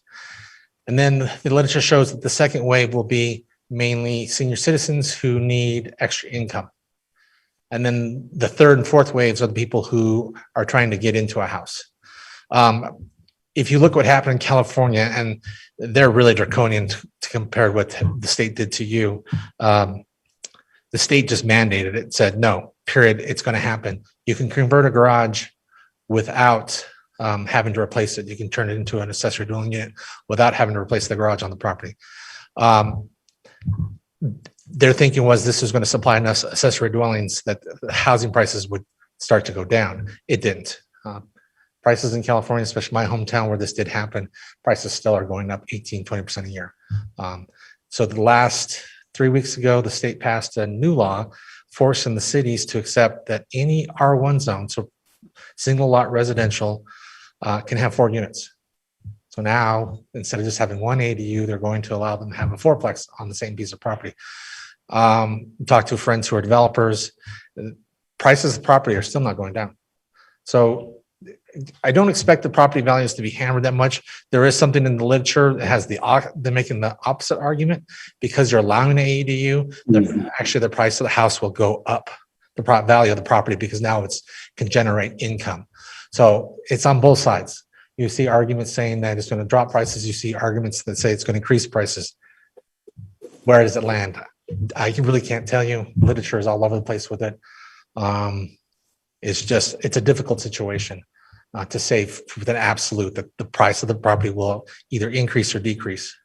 One thing we can say for sure, they did do a study in a part of Los Angeles where they had a lot of illegal ADUs. And it wasn't being enforced. The property values did increase just because of the income generation side of it, and the city was not enforcing their ordinances. So it did generate revenue, and the property values actually went up in that area, even though it was a poor area. Thanks, John.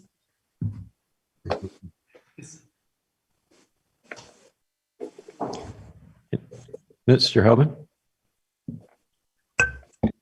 Did you have anything else? I go for it. Well, I think I think the council's tired of hearing from me on this. My main concern is just enforcement and ensuring that they remain owner occupied primarily. I actually am supportive of ADUs. My only concern is kind of the double-edged sword that John just talked about with, it will, I think, it will actually make these homes more desirable to have an ADU, absolutely. But that's not a bad thing in and of itself. The income generated should offset the increased mortgage payment. So if I wanted to buy a home that had an ADU, maybe I'm going to pay more, but then I can generate income off of it as well. So, but my concern is if then those homes end up in the hands of investors and don't end up in the hands of, well, I'll just say Provo residents, I guess outside investors is what is my real concern, who, are trying to do what we hope to accomplish. So, I guess my question is, because that's the point of you still standing there, is to answer the question, which is, have we looked at any of the tools or resources or kind of carrots and sticks that are out there to encourage owner occupancy, to enforce owner occupancy? I think it was Dave Harding who mentioned, what about this tool that we utilize to enforce Airbnbs? Can that be utilized to help identify properties that are rented or, being posted for rentals? I don't know. Have we taken a decent look at what's out there? And could we, I guess I would say, can we then incorporate some of that into our ordinance, or I don't know. Yeah, my suggestion was to send some of this off to the zoning committee and have them look at it. The Airbnb, yes, we have the scraper. Last year, I believe it was last year, we did a presentation on short-term rentals. Santa Monica, the problem with the short-term rentals and the Airbnb is Rule 230, it's a federal rule, says that they're not responsible for the content, and it's very hard to get Airbnb to pull down the advertisements. Santa Monica went around the backside and made it illegal for short-term rentals like Airbnb to process the payment unless that person had a rental agreement with the city of Santa Monica. It ended up in court. It made it to the appellate court, Ninth Circuit, which is one of the most liberal courts. And the Ninth Circuit said it doesn't violate 230 because it's talking about the transaction, not about the actual advertisement online. So it was upheld by the Ninth Circuit. There has been no other challenges to it. They didn't appeal it to the Supreme Court. No other appellate courts have picked it up. So that's the only thing we can look at. So that would be one thing to look at. As far as making sure that because I own rental properties and I know exactly what you're talking about. My hometown, there was a slumlord who owned 120 properties. As soon as the state said you can turn apartments into accessory dwelling units, the garages into accessory dwelling units, he did. And I'm sure he is tearing down his properties and putting up fourplexes right now. Yes, that is a definite something that we need to look at. And we started permanently looking at some of the things that we could do with that through the utility billing, making sure that, see who's the property owner, make sure it's a property owner getting the utilities. If it's not the property owner, that there's a rental agreement. So we can start tracking and see if we can track some of this through. We haven't fleshed it out, but the zoning committee would be a good place to put that and start working through those issues. Yeah, I'd love to see some of that fleshed out. Assuming this gets continued today, probably will, because we've got some council members missing, but I think that'd be great stuff to see either prior or at the next meeting. And I do just want to say the reason owner occupancy is important to me is a lot of the research I read talks about the importance of owner occupancy and long tenure, people who are tenured in the neighborhood and who care about it, let's just say invested in the neighborhood, want to ensure that properties are kept up. That leads to stable, healthy, safe neighborhoods. Not that renters are not a risk. It's absentee landlords and such, and communities where maybe there's a lot of that going on, and there's not this culture of like ensuring that, you know, homes are being kept up and such. So that's why it's important to me. I just don't want anybody to think I'm like owners, only owner occupied property. It's more so about the risk of, the absentee landlord. So, and what that means to a community long term. Yeah, I will echo that. I think that's the crux of the issue for me. I sense for a lot of people who've written to us. I mean, some people don't elaborate on their opposition as much as others, but I've had many emails that have said, I really don't mind the idea of it if we could have some sort of reliance that there would be reasonable enforcement. And if there's not going to be reasonable enforcement, then this seems to be a formula for predatory absentee landlord behavior, which is what I don't want either. So for me, I do think if we're going to make a decision on this in a couple of weeks, getting more information from zoning about how this would work, whether or not it's something that seems practical or reasonable to expect that there would be the kind of enforcement that we would need. If we have that, then it seems like the positive aspects of ADUs are maximized and the negative aspects are minimized. But without it, it seems like it's the other way around, right? We just have a situation where we do actually start transforming the quality of the community. I'll say one other thing that it was, maybe I need to have a longer conversation with Professor Curl, but one thing that's confusing to me is that, I mean, their property rights of the person who owns the house who wants to be able to rent out to supplement their own income, and because they're empty nesters now and they've got extra space in the house, or because they're a young couple trying to buy and stay in the house. I mean, those are property rights too. So I'm a little reluctant to put one set of property rights over another and say that this massive loss of wealth that he was alluding to overrides, which it doesn't sound like it sounds like there's a divided record on whether or not that's the case in the first place. But even if that is the case, there's also the rights of the owner of the home who has a desire to use the property for benefiting other people in ways that they deem appropriate, as long as they're in the home and as long as there's adequate off-street parking. I don't see the destruction of neighborhoods as we're worrying about.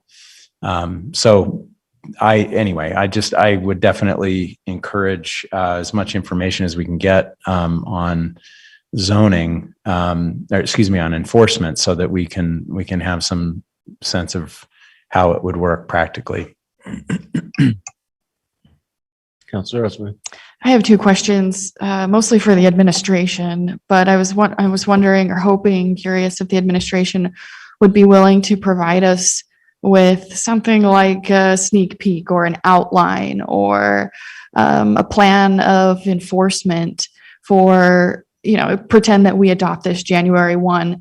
What's the administration's next steps? How do they build the confidence of the citizens to say, hey, this is how we're going to manage it. This is what A and B and C look like. And we have 1, 2, and 3 alternatives. If the administration would be willing to present something like that, even if it's just a sneak peek in 2 weeks, or I don't know when we're meeting at our next meeting, I think that would help build some of the confidence in enforcement that a lot of people are looking for. Is that doable? Sure. We'd be happy to come back to you with whatever immediate steps we think we will need to take. But I would like to just point out that since 2002, we've had the RC zone, 900 acres of RC zoning. The RC zone has allowed ADUs since it was written. We very seldom get these requests in the RC zone. I can't remember the last one. So I'm really hesitant to accept the idea that we're going to open this floodgate, even if it's citywide, that we're going to open this floodgate. I think, as John has talked about, cities that are ahead of us on this curve have experienced that the illegal ones come in to get legal, and that's the initial rush that you get. But as far as a new open floodgate, I'm not convinced that's going to happen. We'll be happy to come back to you with specific proposals and steps that we'll go through, although I don't think that's going to be anything different than what we're already doing. But if the council is really worried about opening a floodgate, take an incremental approach. That would be my recommendation. Thank you. And I agree. I don't think it will be a floodgate. So thanks for that. And like I've said before, almost every single city in the state has already adopted this, with 75% of their community allowing ADUs, and they haven't seen floodgates or mass depreciation in values. The other question I had for the administration was, and this is in no way a trick question, it's just kind of a hypothetical, but pretend that 33% of Provo City allows ADUs, but with different occupancies, 2 people, 3 people, and 4 people, as illustrated on this map on the screen. And then pretend that an identical Provo City allows ADUs in 66% of their city, but with a single occupancy, a uniform occupancy. Is one of those easier to manage? Is it the 33% that has 3 different occupancy allowances? Is it the 66% with 1 occupancy allowance, like with a uniform occupancy allowance? Is that even a fair question to ask? I'm just curious how that would impact enforcement, the differences in occupancy versus the uniformity in occupancy and the scale. Does that make sense? Yes, it does. And we would much prefer uniformity in the occupancy level. The things you said earlier today about keeping this simple, keeping it as enforceable as possible, I agree with those things completely and hope that that's the direction you head. Thanks. Mr. Fillmore. Thank you, Mr. Chairman. I find some comfort in Mr. Pepperoni's historical comment, but I'm still troubled by leaping into the pond wholeheartedly with the coverage of this ordinance for the entire city. I don't see the need to do that.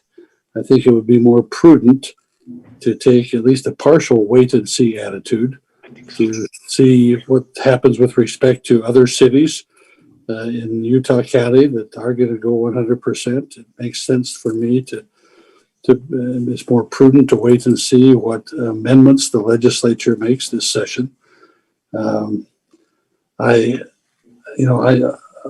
comforted if the restrictions of owner occupancy and adequate off-street parking and contiguity within the structure, if those are in place, but only if they're enforced. And for the time I've been on the council, one of the complaints I see most regularly are citizens complaining that zoning ordinances, parking ordinances, similar things are simply not enforced. And that complaints, although addressed, take forever and usually end up with inadequate resolution. We have budgeted as a city council for enhanced enforcement. I'd like to see if that in fact takes place over the next 6 months or a year. I'm just not convinced that the city has the enforcement capacity and the enforcement will to really monitor this in a way that we can take comfort in. Therefore, I'm certainly not inclined to vote today.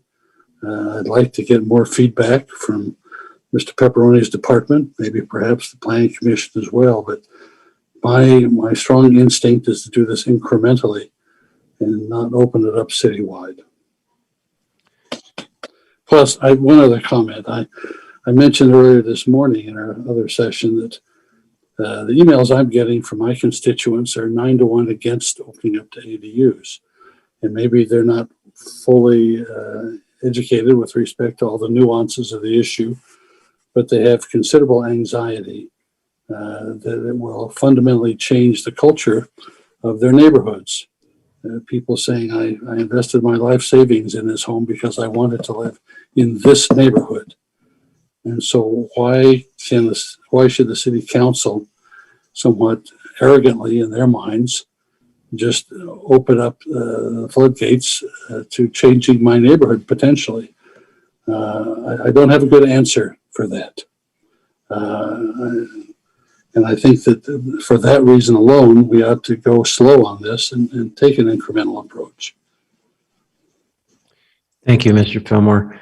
Mr. Hoven pointed out to me that we're kind of straying into the council discussion portion of the agenda, and tonight is a public hearing. So if it's all right with the other councilors, I think we should have the public hearing before returning to council discussion.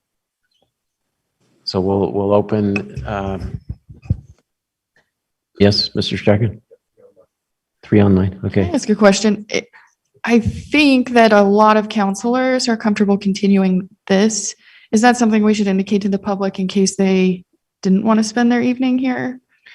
Well, or how do you want to manage that? Yeah, we did by a motion last time, we did indicate our intent to have this be a public hearing, the first public hearing tonight, and to not vote on it tonight. So unless 4 counselors pass a different motion with a different intent, the intent is to hear from you tonight, not vote on it tonight, hear from you again on the 14th, and then probably vote on the 14th. So let's open this item for public comment. I see 3 online, and we'll kind of alternate between those in person and in line. So first hand is Jana Garrett online. Please go ahead. Hello, yes. Can you hear me all right? Yes. Yes, I'm Jana Garrett, Provo resident. Thank you for the opportunity to speak virtually this evening. I've lived in Provo for more than 30 years, moved there from the Midwest, moved to Provo, and made my home in Provo because I fell in love with the people, the city, and the beauty of Provo. This, unfortunately, isn't my first time for me and my neighbors to come before this council to defend our single-family neighborhood. And single-family neighborhoods are an important part of the Provo City landscape. Speaking practically about enforcement, when we call the city for enforcement, they say, you know, we can only do so much. We rely on the neighbors to police their neighborhood. And I personally have had to lovingly, as I can, speak to our neighbors and ask them to comply with city code. And I have great doubts about the city's ability to enforce changes to this code. I like the sense of community and knowing your neighbors in single-family neighborhoods and the security that comes from that, and knowing who your neighbors are and who's in your neighborhood. And with multiple families and homes that were originally built for one, street parking becomes a real issue. I feel this change to the city code will negatively affect the character of my neighborhood and is forcing people who want to live in single-family neighborhoods out of Provo. There are parts of the city that already allow accessory apartments, and that's wonderful. We should also have parts of the city where single-family neighborhoods are protected. To take that option away would be detrimental to the city and its neighborhoods. I respectfully request you vote no on the ordinance amendment. Thank you. Thank you. We'll go to a comment in person next. Hello, Council and Mayor, Mr. Parker, Mr. Jones. My name is David Wright. I am the neighborhood chair in the Rock Canyon neighborhood. I've communicated with Mr. Jones and with the council and the mayor many times, and with Senator Kurt Bramble and other legislators as well. The thing that seems to keep coming up is 33%. We've got to get to 33%. I hope you'll read HB 82. 33% doesn't appear in HB 82. 33% is 100% minus 67%. And HB 82 says ADUs may be prohibited in 67% of the city. So by that standard, That's exactly where Provo is right now. By your count, Provo is at 68%, which is more than 67%. But for some reason, BYU campus was not included. And I know I've heard the reason, but BYU campus is primarily for many things. It's for sports, it's for education. And if you look at the student housing areas, Wymount Terrace, Wyview Village, Helaman Halls, Heritage Halls, the MTC is really part of BYU campus. All of those things are residential areas that haven't been counted. So if you count those areas, then there's 60%, that makes less than 67% of the city does not allow ADUs, and we're there. Senator Bramble says so. What you're looking at, 33%, is not logically equivalent. I hate to tout my credentials, but as was somebody mentioned earlier, they were a math person. I have a PhD in mathematics. I am a math professor at BYU. I have taught logic classes. You need to look at that again. Thank you very much. Thank you. We'll go to an online comment next from caller with the number ending in 3519, please. Hi, can you hear me? Yes. Hi, Council. This is Austin Taylor. It's good to talk to you all. Thanks for accepting public comment tonight. About 4 years ago, my wife and I bought a home in the Dixon neighborhood that had an accessory dwelling unit in it. It was a great thing for our family because we're able to both offset our mortgage and provide affordable housing for some wonderful families as well that we've become great close friends with. As far as enforcement goes, when we bought the home, we were told it was an accessory dwelling unit and we'd have to get a permit with the city. And so we worked with the zoning enforcement group to bring it up to code. So we had to make a few improvements. Then they came back for a second visit. They approved it. And, they're very strict. And I have every confidence that they have the capacity and the ability to enforce this. I've worked alongside them and they do a great job at a very difficult and thankless job. So as far as the argument that, we are the guinea pigs in this, 2 years ago, Provo was the last city in Utah County to not allow accessory dwelling units citywide. We're still the last city to not allow them citywide. And as far as the argument and the fear that we're going to open any sort of floodgates, the numbers in Salt Lake City don't show this. In 2018, they allowed ADUs citywide, and they got 6 of them built as of March of this year, with 31 in planning. So there's not a huge floodgate. And then I just want to make a few last comments about hesitations and fears that we have. Every discussion we have about housing is fundamentally about people, because people live in housing. And we're acting like people are a burden, that if we allow accessory dwelling units, it's going to hurt our neighborhoods. I want us to look at the opposite. People are benefits to the community. They add life to the community.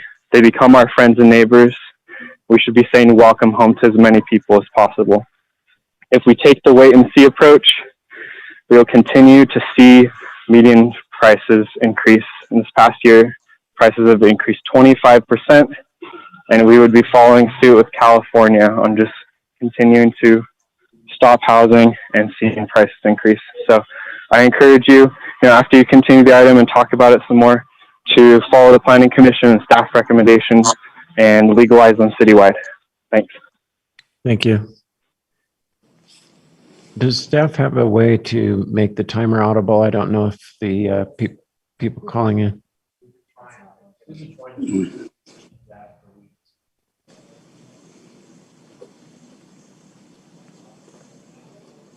Okay, thank you. We'll come back to the chambers if there's another person here wanting to comment.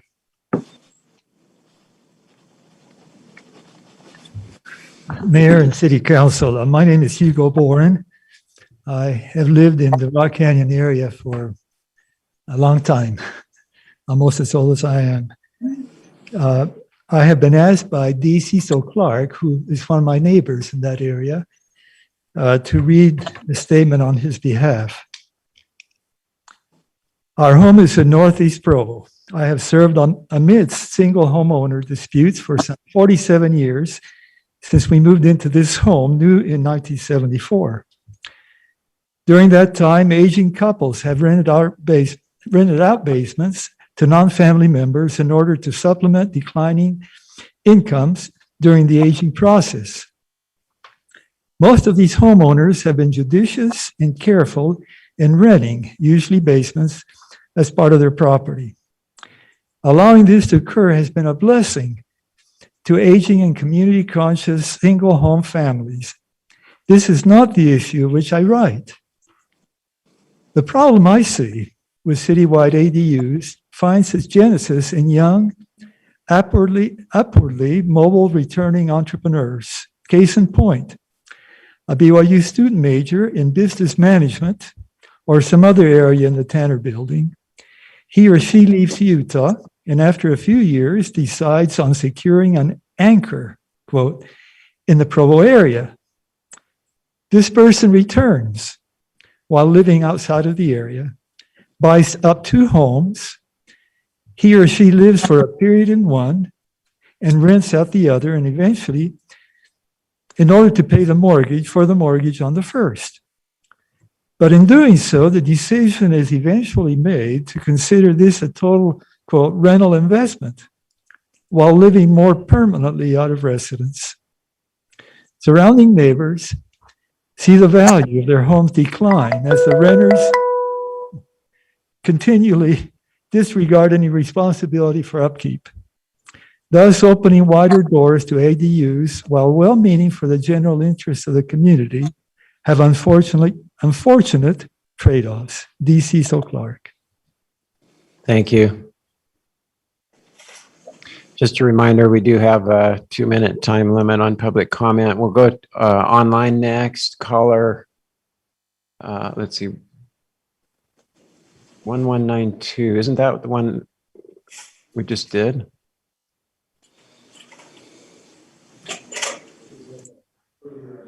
Okay. Caller ending in 1192. You're up.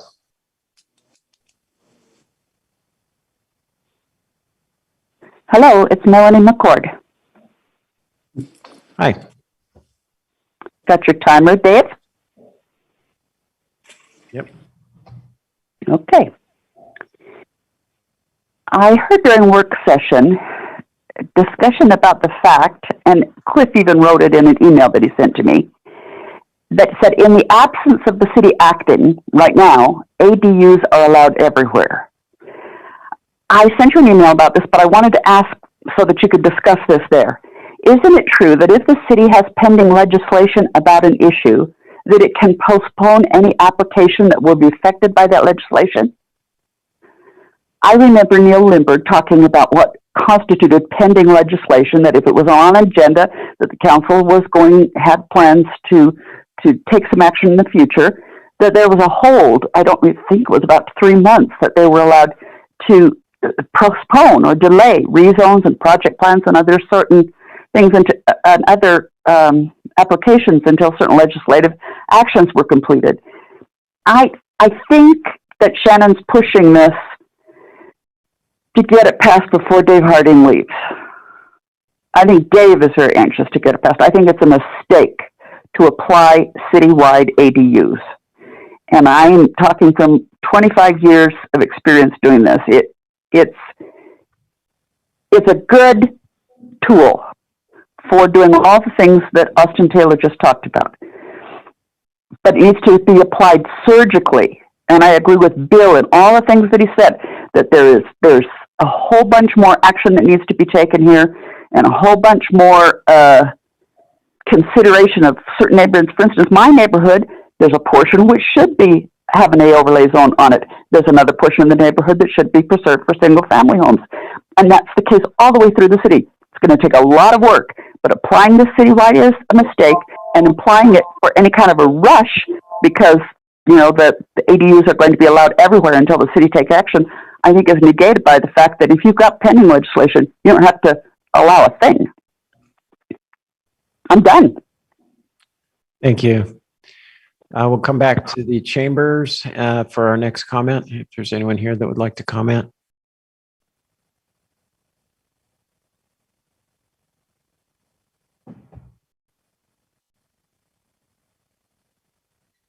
Thank you, Council, for opening this up to comment. My name is Samantha Lau. I'm a graduate student at BYU. So I fit this demographic that would probably live in these ADUs. So I appreciate the opportunity to come up here and to just kind of share my opinion on it. Being a student looking for housing within Provo has been difficult. It's it's hard to find housing where us as students who want to stay in Provo and like stay and work, I chose to go to grad school here at BYU because I enjoyed my undergraduate experience so much. I really loved Provo. I wanted to stay.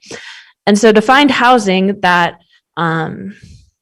is beneficial and where the people are invested in it is difficult. And I think ADUs, especially with residents that live in the ADU, like live in the area and then have the ADU as well, is great. I have a sibling that lives in a basement apartment with the owner that lives right above him, and he loves it. It's a great apartment, great situation for him. I also lived in an apartment where next door to it was a house that had been converted into several ADUs, and I think there was like 8 apartments in it, and it was very run down. Kind of felt unsafe, when you're walking around at night. The crowd wasn't as good. So I really think if ADUs are implemented in Provo, enforcement should include having owner on site, because you do see a lot of people seeing it as investment opportunities. But I think if owners who want to invest in Provo and enjoy living in Provo, if they want to open up their homes for extra income opportunities, they should be allowed to. Thank you. Thank you. We'll go back online. Next caller is Rachel Benson. Go ahead, please. Okay, can you hear me? Yes. Hi.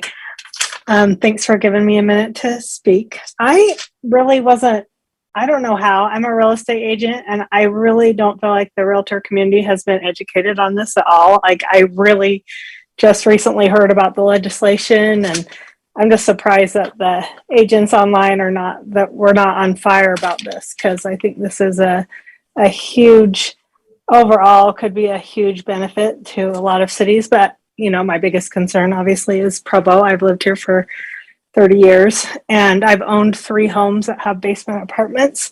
And just from selling real estate, I can tell you so many families need this, whether I think I currently have 2 clients who desperately need to find a home where there's a nice upstairs for the younger family to live in. And then the parents are like, we're retired. We don't want to do yard work.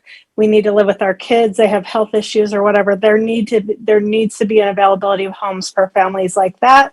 There needs to be an availability of homes like this for more married students to be able to find affordable housing that's decent. I really feel like a lot of people are concerned about property values in what are traditionally single family neighborhoods where I live in Grandview. They really don't allow this at all. And I don't feel like it affects your neighbors. If it was done right with proper enforcement, proper permitting, I don't think it affects your neighbor's property at all. And if it does, because there's cars everywhere or because there's noisy, there's too many people in the house, there should be an anonymous way of reporting it. Like, I think we could do this and the homes with the basement apartments, I believe, would go up in value. I typically see people pay $30,000 to $40,000 more for a home that has a basement apartment. So I need to end, but those are just some of my preliminary thoughts. Thank you. Come back to the chambers if there's someone else who would like to comment. Not seeing any, we'll go back online. Laura Middleton, you're up next, please.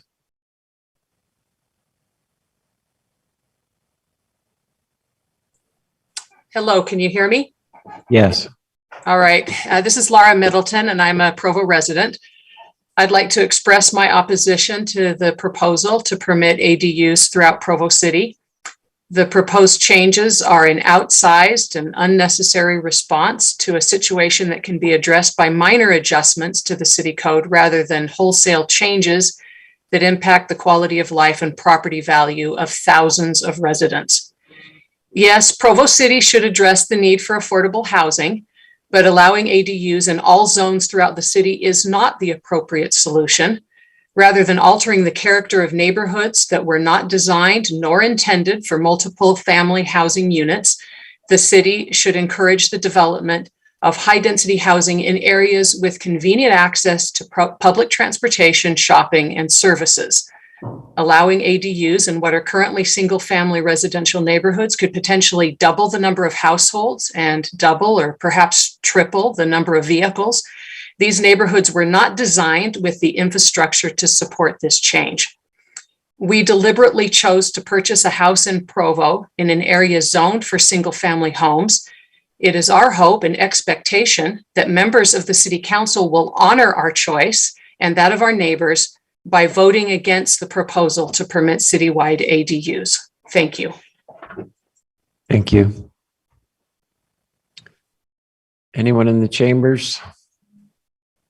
We'll go back online. Brian Henry is next, please.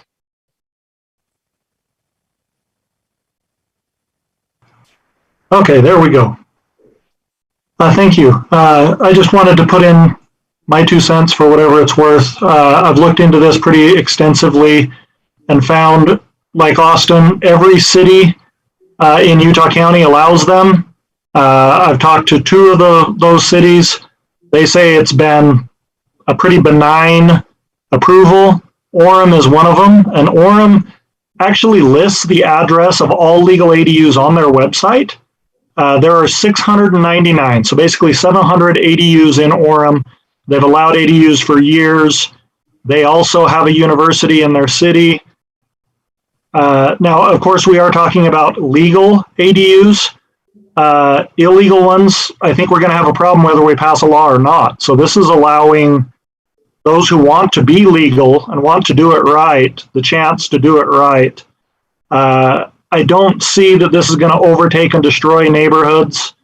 I know in my neighborhood, I believe there are 3 ADUs already existing. One is in a home that was recently purchased by a younger couple. They are not renting that apartment, but they have the parking, they have the space, as well as going through the ordinance. I believe city staff has done a lot to protect neighborhoods by ensuring enough off-street parking that is real off-street parking, as well as owner occupancy. Maybe owner occupancy could be a little tighter, but overall, I think staff did a phenomenal job of addressing all the possible scenarios aside from just simply being illegal. So I'm for it. I highly suggest that we make this law and bring Provo up to standard with the rest of the county. And I don't think we're going to see a flood of declining values and destroyed neighborhoods. Thank you. Thank you. Anyone else, either online or here in the chambers, that wishes to comment? Mr. Evans online.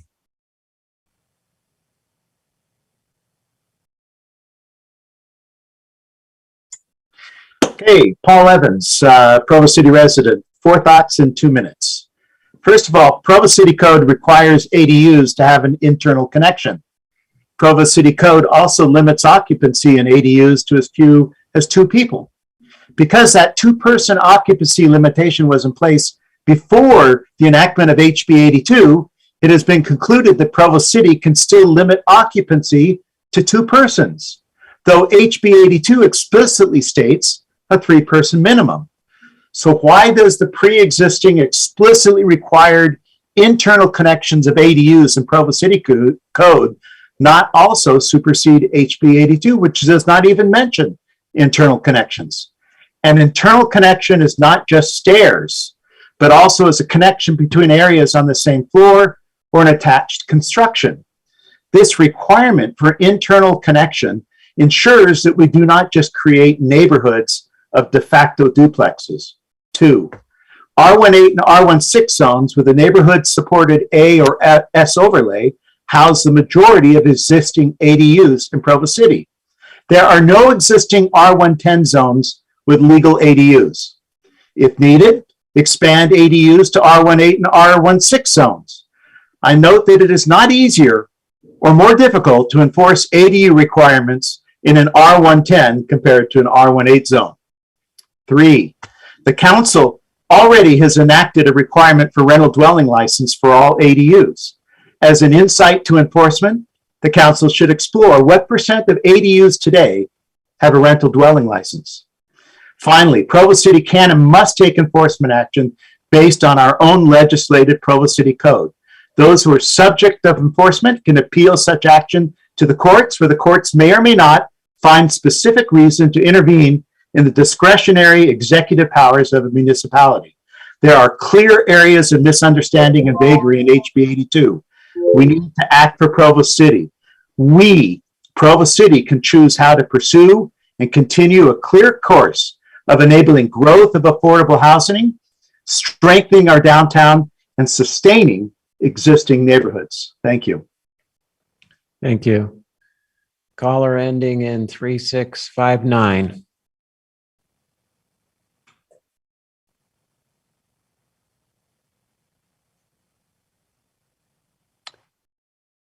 Caller whose number ends in 3659. Can you hear me now? Yes, we can now. Okay. I'm David Magleby, a resident of Provo for now 40 years plus, and care a lot about the quality of neighborhoods. I think we have not been facing the reality that the changes in BYU housing policy are going to increase demand for rental apartments throughout much of Provo. I live in a neighborhood that is in the crosshairs of such a surge of students wanting to find apartments. That demand will change the quality of our neighborhood. I have to ask the council some questions. Why citywide and not incremental? I study public policy, and incremental policy making is almost always more prudent. A small change would suffice, as several people have indicated. And I don't buy the argument that this would be too hard to do surgically. I think it can be done. Next, why not demonstrate a serious enforcement effort? I have gone to neighbors who were in violation and told them that they were in violation. But I have not had a good experience with city zoning people based upon what I've heard from my neighbors and friends who have used them. So I don't believe that I can yet have confidence that Provo City enforcement would be real. And I think we need to have that demonstrated before we implement something like this that will be irreversible. There's no going back from this, folks, if we do it. I want to add that property rights include zoning expectations.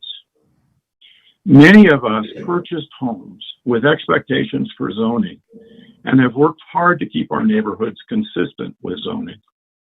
To make this change fundamentally alters the nature and quality of our property right. And I question why the city feels it needs to do that. Thank you. Thank you. Next, caller A. Adams, please. Hello, can you hear me? Yes. I would like to, I'm in support of what David Magleby just said, that I don't think there's any reason why we can't pursue this incrementally. And I would urge the council to spend just as much, if not more time, on outlining how the council will set up a plan for better, more effective enforcement to prevent de facto duplexes occurring all over the city without recognition of the different types of neighborhoods that we have, so that all of Provo does not feel like the BYU area. That's what makes Provo a wonderful place to live for all ages, is that there's something for everyone here. If this opens up, I fear that Provo will increase in its absentee landlordism, and without proper enforcement, the character of Provo will degrade and just be a lot of rentals all over the city. Thank you for your time. Thank you.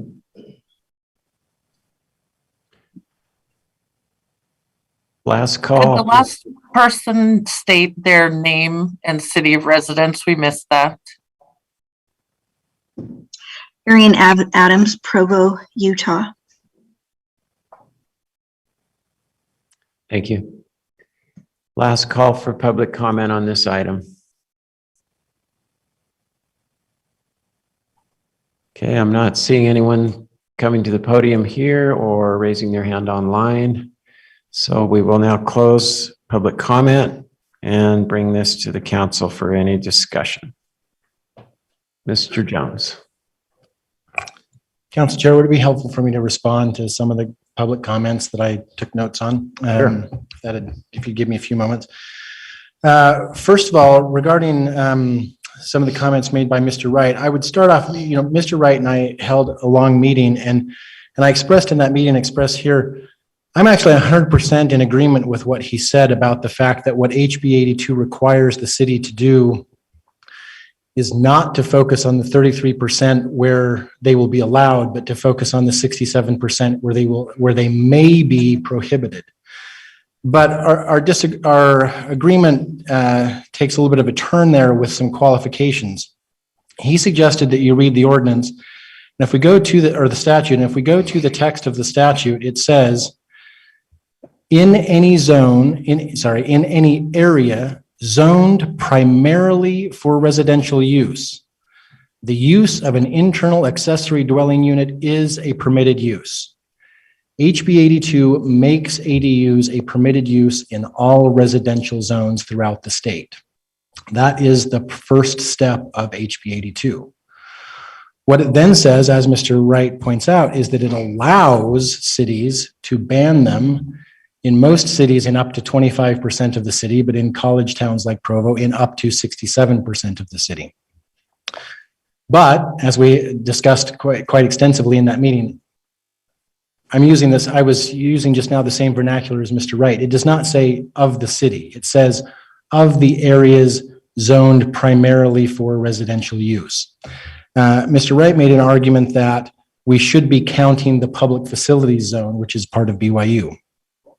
However, which covers the BYU housing. However, the public facilities zone has a purpose and objective statement, which specifically says it is for the purpose to provide areas for the location and establishment of facilities under public ownership, to provide public services, and to provide cultural facilities, parks, recreation. It does not mention residences in any of that. And in fact, if you look through the permitted principal uses of the zone, residential uses are not in the permitted principal uses section.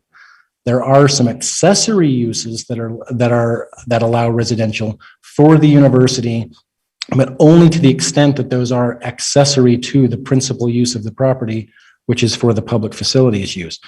So I do not believe that there is any argument under which the PF zone or BYU housing included in the PF zone can be used in our calculation. As I pointed out in that meeting, even if we did use it in the in the numerator of the calculation, we would also have to use it in the denominator of the calculation, which we have not currently done, because it is not currently a permitted, a primarily residential zone. Ms. McCord asked a question about pending legislation, and so I wanted to address that. So the way that works is, and it's an interesting idea. I think there's some room for the council to explore options here, but let me explain first how it works. The pending legislation rule says that if current law says A is required, and we put on the agenda for a planning commission or council meeting the idea that we're going to require B instead, there's a 6-month period where any applicant who submits an application that would be affected by the requirements for B has to either wait to see if the ordinance is passed or has to comply with B. Okay, so if you applied that to this situation, current state law says ADUs are permitted in all primarily residential zones, but the city's allowed to ban it in 67%. So if there was proposed pending legislation that had a specific proposal banning ADUs in specific areas of the city that did not add up to more than 67%, I think you could use the pending legislation rule to prevent someone from applying for and being granted an ADU for a 6-month period in the areas covered by that proposal. But you would have to come up with a specific proposal about what that 67% is, which we don't currently have. And in fact, the pending legislation that you have in front of you right now allows ADUs throughout the city, so it couldn't be invoked to preclude them from being allowed somewhere, because that's the opposite of what it actually says. Okay. And then finally, with regard to Mr. Evans' comment about the occupancy limits, I'd first like to clarify, I want to clarify that I don't believe that it has been concluded that Provo can maintain its occupancy limit of 2 in the A overlay. It's been theorized that they can. I think there are some open questions there about whether that would hold up. But that theory is based on the fact that the provision of the code that talks about occupancy limits says that the city may not adopt a limit. The theory is that because the statute bans adoption of a limit and our limit is already adopted, we would not be in violation of that provision of the code. But the provisions of the code that talk about our inability to have other regulations on use and construction don't use that same word. So that's the reason why there's a different thought process regarding the occupancy limits versus other parts of the regulation. Those were all the notes that I had about things I wanted to address, but I'm happy to answer other questions if there are any about any of those comments. Mr. Hanley. Thank you, Brian. I was going to ask you if you could answer those questions anyway, so I'm glad you took that initiative, and I'm always appreciative of your ability to explain things clearly. I just have a couple of thoughts. I'm fully in support of waiting for another couple of weeks and getting some more information, so I don't want to drag this out longer than is necessary. But earlier tonight we were introduced to the term "wicked problem," and I think the housing crisis is a wicked problem. Even thinking about whether or not ADUs can help with the housing crisis feels to me like somewhat of a wicked problem. And so I just appreciate the patience and thoughtfulness of citizens, staff, and my fellow counselors in wrestling with this, because it's hard. My brain melts every time I contemplate this. I've lost sleep in the last week just trying to wrap my mind around certain concepts. And I'll just say that I was initially drawn to the idea of the state action as an opportunity to have a discussion about ADUs. I still am. In other words, I don't think we're only responding to the state's action at this point. I think we're also using this as an opportunity as a community to ask ourselves whether or not we like our current policies about ADUs, whether we want to have them more expansively available in the city or not. And the reason why I want to have that conversation is because I'm worried about the housing crisis. And we haven't, I don't think, talked enough about it tonight or heard enough about it, but there is a real serious problem afoot with housing prices rising faster than salaries. And that is locking a tremendous number of people out of the housing market. And I am not one of those people. I am very fortunate to live in a single family neighborhood. I own the home. I am in an overlay zone where people do rent out basement apartments to typically young couples or a couple of students. My neighborhood in the Tree Streets won an argument that went all the way to the Utah Supreme Court about requiring owner occupancy. If I'm not remembering that correctly, maybe somebody can correct me. But that was a big issue, and I'm glad we have that requirement. And my impression, I know there are lots of people in my neighborhood who don't agree with me on this, but I think a lot of people do, that overlay zone has brought things into much higher levels of compliance, and that we have seen a stabilization of the situation that's been very positive. We have a lot of owner occupancy in the neighborhood, even though we also have these rental ADUs in the neighborhood, and I have seen zero degradation of the quality of life where I live. So I'm just telling you what I've seen as a bonus.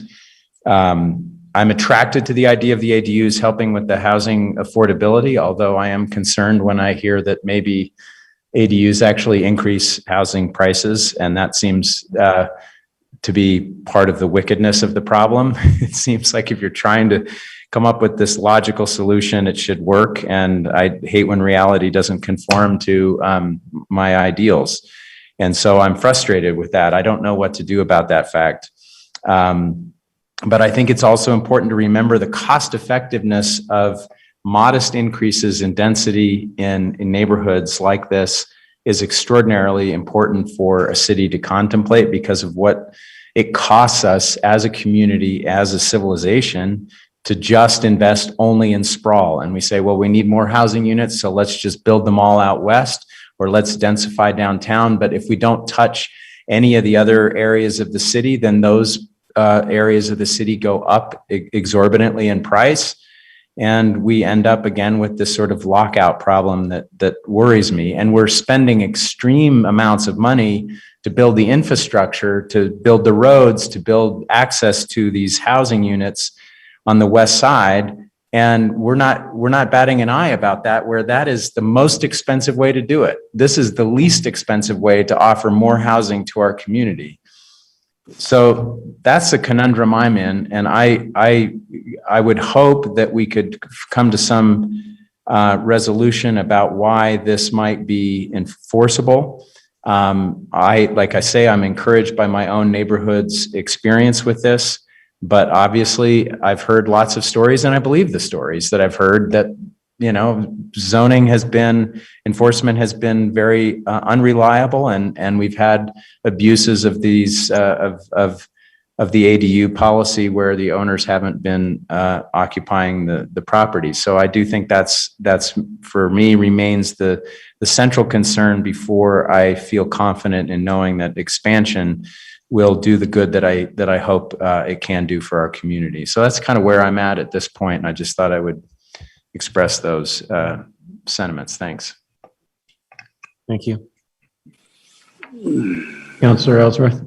Yeah, I appreciate Mr. Handley's explanation of what is a difficult and evolving issue, which is the housing market in what a confined geographic space like the Wasatch Front. I just wanted to go back in time a little bit, and I don't know if this is helpful to anyone in the public or anyone on the council, but in January of this year, almost a year ago, I became aware of what is House Bill 82. And I started working with the Utah League of Cities and Towns, coordinating with Logan City, with Orem City, who are kind of our peers in some ways as fellow college towns. And our concern over House Bill 82, at the beginning of the session, it was a lot more severe, and it required ADUs in every single city, like without exception. And so we all kind of worked together to try and whittle some nuance into this bill. That's how the legislative session works, is trying to get a little bit of nuance, because one size doesn't fit all for Utah's 200 plus cities. So as I worked on that with the bill sponsor, and I had conversations with our legislators, and then eventually I testified in committee, and I said to the committee, Provo will adopt ADUs, a stronger, broader policy for ADUs, but we need to do it on our own terms. We'll do it because it's the right thing to do, but we need to do it on our own terms because we're not the same as Pleasant Grove or Providence or Panguitch. And so I was there at the legislature fighting for the individuality and autonomy and local control that cities, I think, deserve. And the bill sponsor did allow this unique exception for college towns, in large part because of my advocacy. And so when I was explaining it to him, I said, hey, in college towns, we have some unusual code enforcement and nuisance issues. Parking and rentals are a lot of times really difficult to manage. So if you could give us some flexibility there, it would go a long ways. And ultimately, he did provide us that flexibility, which is why Provo has a different standard than Springville. And Provo is apparently the 4th largest city in the state, and West Jordan is apparently the 3rd largest city in the state. But West Jordan does not have a university.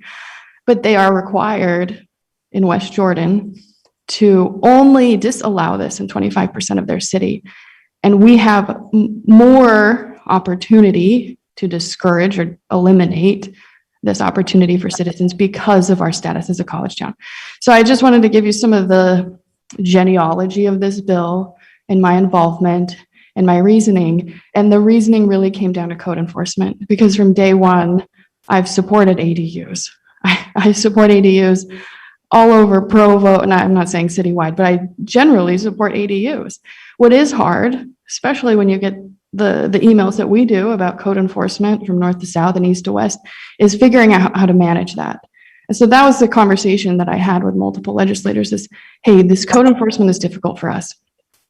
All of that comes to today, and through multiple housing committee meetings and through multiple zoning committee meetings, multiple conversations with staff and administration. And I understand that citizens haven't always had a good experience with code enforcement, but the city staff has told us in this meeting and in previous meetings that they feel they can adequately enforce. And I believe them. If they say they can adequately enforce, then I believe them. And the department director, I've known for almost 10 years, and I believe he is a man of his word. He has a lot of integrity and is a phenomenal manager. And I think that we can trust this department to adequately manage the ordinance that is currently proposed. So that's all I wanted to say. Thank you.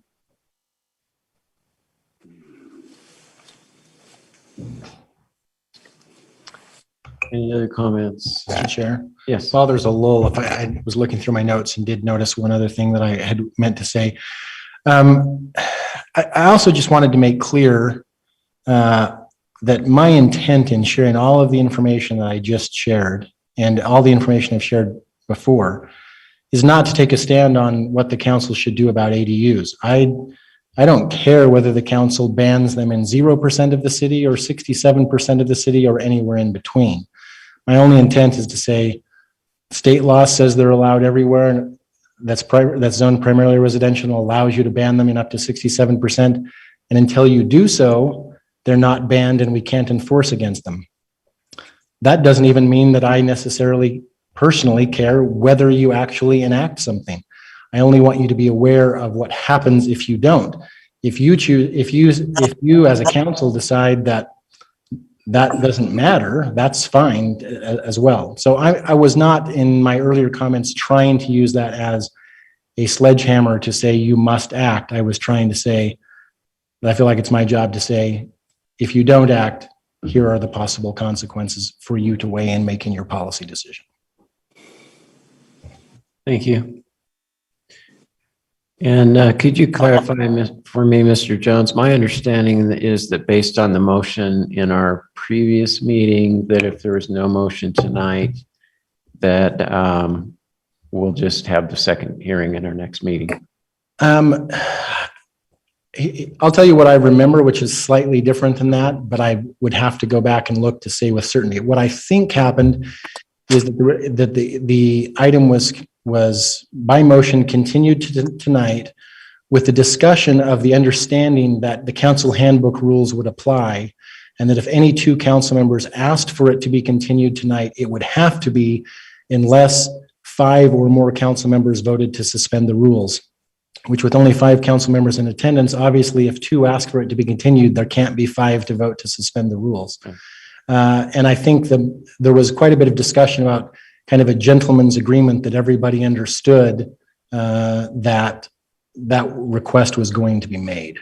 But I don't think there was a motion to actually affirmatively prohibit voting tonight. That sounds right. And I apologize for the use of gentleman's agreement. A gentle person's agreement. Thank you. We just had a meeting about that earlier. I would so move that we we continue this item until our next meeting.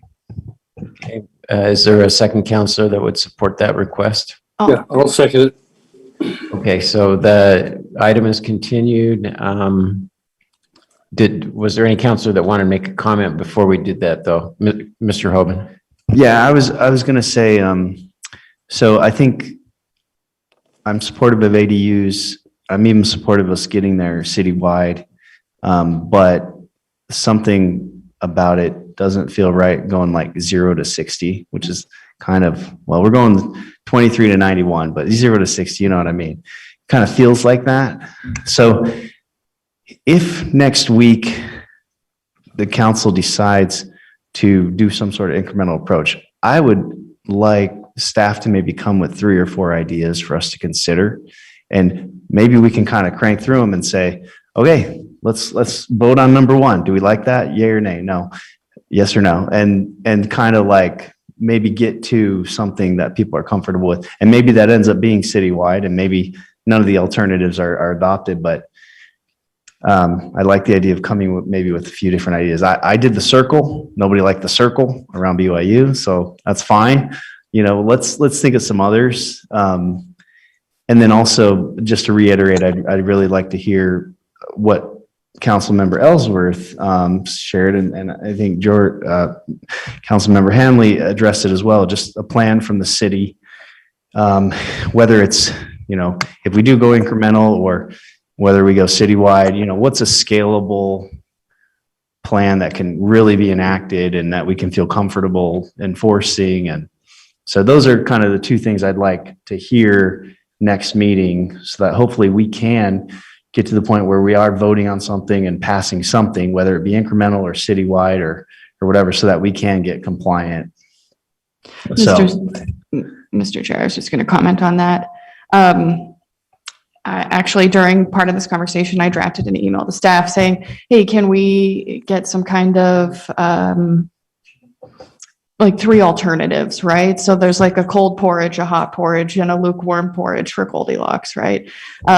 So that we have something that's not 7 different geographic areas and 7 different scales, but so that we can react to 3 alternatives that have some decent rationale. Is that what you're thinking? Yeah, rationale and something that the city would be comfortable with, and so that they're not idiot ideas like me drawing a circle, right? There's like something that people can kind of get behind, like Mr. Hanley said earlier, you know, I basically, if I kind of read you right, you're kind of like, I need some rationale. If we are going to do this incrementally, you have to give me reasons to feel comfortable, or that there's a reason we're doing that. Totally. So yeah, rationale, something the city's comfortable with, something our council staff feels makes sense. Yeah, and the housing committee will not meet this week, but maybe we can meet next week and then provide that to the other counselors. Mr. Strachan? So this was just a reminder of the exercise we tried to go through today in work meeting, is to identify 4 areas where you needed to determine what is your policy going to be. And we're still going to have that discussion unless we allow it, you know, unless we just let HB 82 rule the day. Can I comment on that? It sounds like, and we are missing 2 counselors, but it sounds like the council is generally in favor of, in some way, allowing for an internal connection that also meets the state's legal requirements.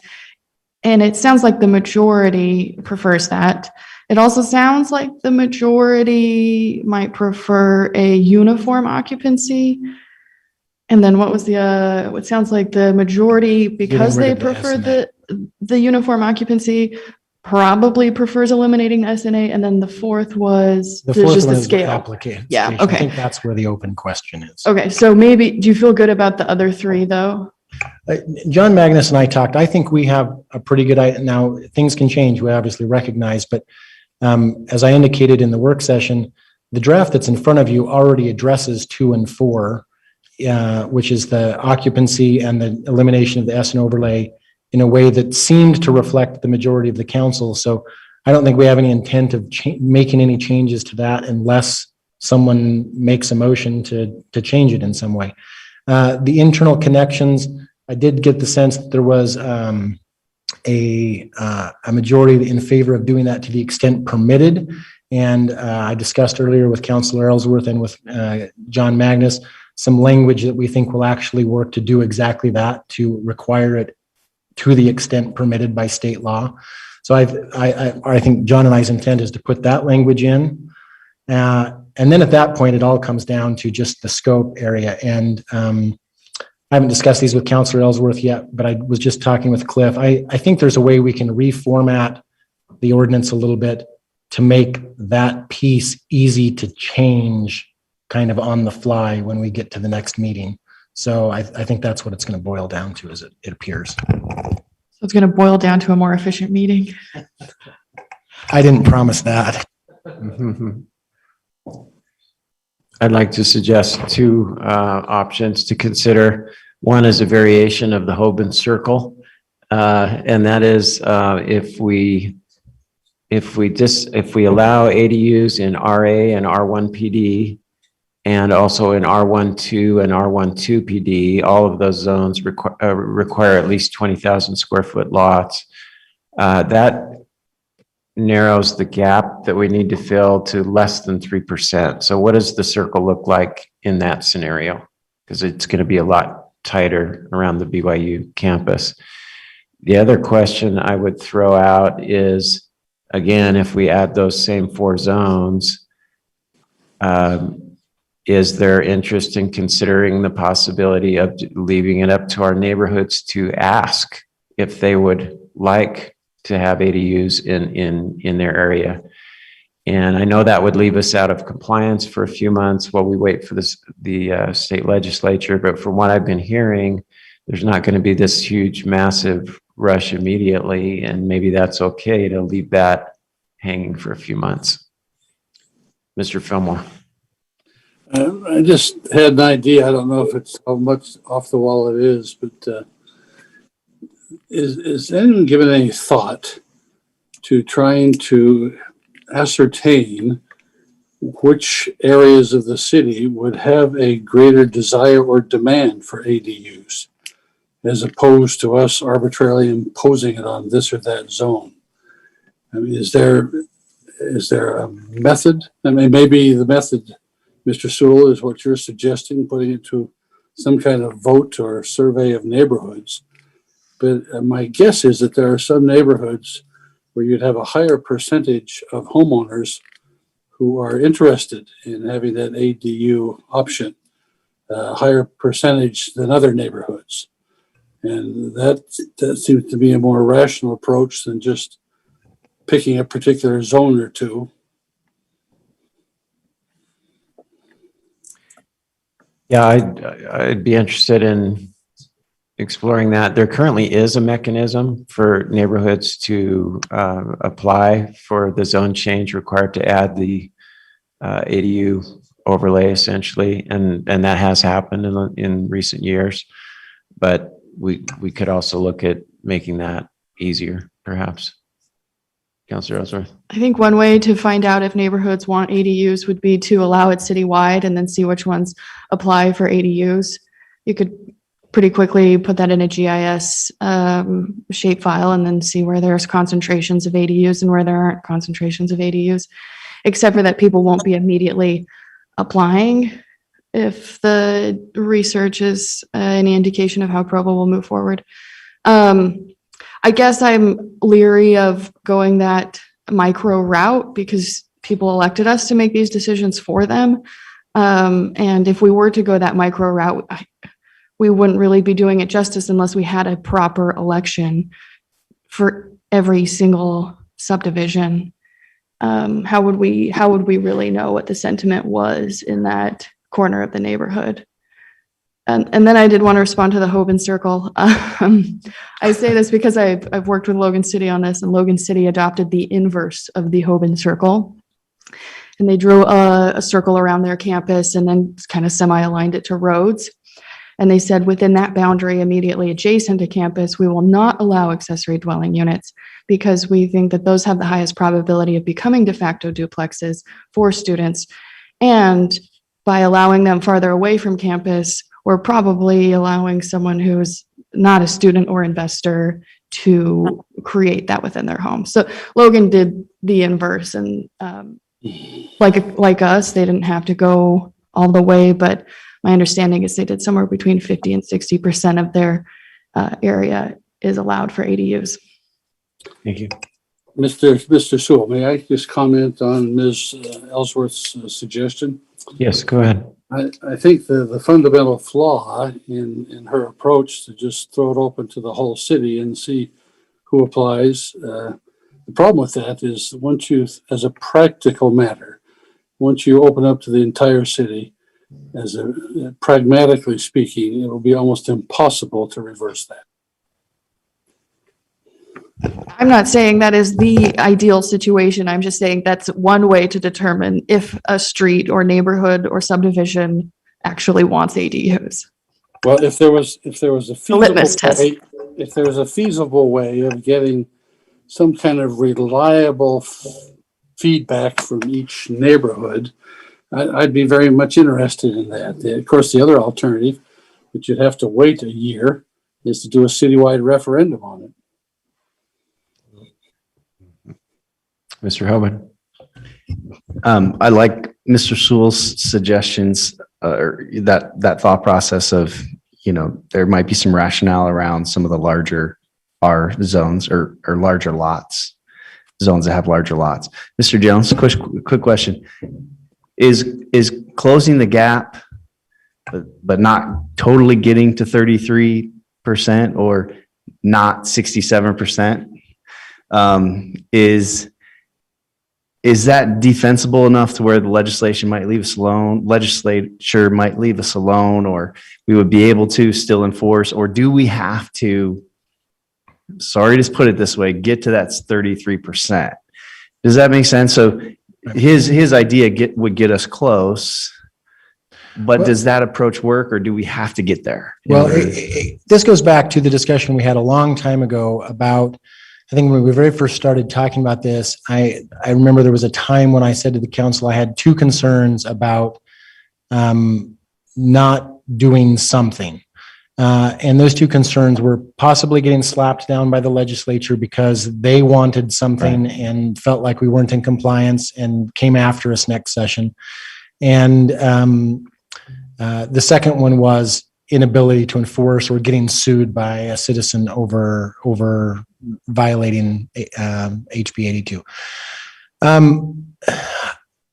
I think, and this is just a personal opinion, it doesn't guarantee anything, but all of the feedback that we've been hearing from citizens and who have spoken with state legislators and state legislators themselves has convinced me, at least personally, that the first danger is probably not very great. That it sounds like, if anything, let me put it this way, there are legislators that are telling us that they would actually be inclined to go the opposite way, right? That rather than smack us down for not being in compliance, they would be more inclined to actually make tweaks to the statute to bring us into compliance, even if we weren't. Now, that's not a guarantee, and it hasn't happened until it happened, and obviously they don't speak for all legislators, but I don't see the risk of that being terribly high at the moment. Defensibility. That's the problem. I mean, the problem that you face is you've got, and I used this analogy in a meeting a while back, that imagine that you've got someone that wants to have an ADU and they come and they file an application and the city denies it on the basis of current city code or some proposal. We're at 31%, and right. So, yeah. And they take us now. Would they be likely to take us to court? Probably not. But let's say they decide that they want to take us to court, and they go in, and the judge, we're standing in front of the judge, and the judge says, Mr. Jones, HB 82 says that this is a permitted use everywhere in the city. Well, yes, but we can prohibit it in up to 67%. Well, which 67% have you prohibited it in? And if my response is in this 68%, then I think there's a significant possibility that the judge is going to say, well, then I can't conclude that this person doesn't live in the 1% that you would have been, that where it would have been allowed if you had actually complied with state law, so I'm going to allow it. It's a risk assessment, right? About how you enforce in that situation. Helpful, but not helpful. But No, no, I'm yeah, just kidding. exactly. All was helpful. Thank you.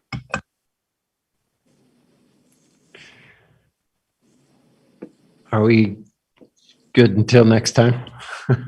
Well, I guess then I would say, based on what Mr. Jones just said, we would need to, let's say your idea, that was one of the options we consider. I think it needs to be your idea plus something else to get us to the not 67%. So I would say to staff and the housing committee, the 3 or 4 options that we're going to consider next week will need to get us to that 33%, right? I mean, based on what Mr. Jones just said. So I guess I just want to clarify, I like the idea, but we got to get to the 33 according to what he just said. So it's going to have to be something adjusted. And actually, maybe what you were saying was the larger lot R zones, plus then take the circle and expand it a little bit to fill that extra 2 or 3%, right? Is that kind of what you were saying? That was one of the 2 options that I suggested. The other one was, let's just live with the ambiguity for a few months and see if enough neighborhoods apply on their own for the change to get us over the 3%. Either that or something happening at the legislature. All right. So, Mr. Strachan. I think there's a practical challenge in, I like the idea of self-determination, but I think there is a practical challenge in how do you do that? If the concern is that ADUs, allowing them would result in too many, how do you determine whether a neighborhood actually wants them? Do you wait till an entire street comes along and more than half say we want them, which in that case is over intensifying what I think you want out of an ADU program? I think if you want to do a citywide referendum or plebiscite and break it down into areas and see where more than half are in favor of it, you could do that. But again, you're a year out. But in any case, I think what I'm hearing today too is that the housing committee will meet again, and I would encourage the housing committee to reach out to the rest of the councilors and try and really nail it down, and then come back in 2 weeks at the work meeting prior to the evening meeting and see if you can't settle there what you think the legislation should look like that night. Whoever else is on that work meeting, I hope that they're flexible with their time. Just because I can see it being a long meeting.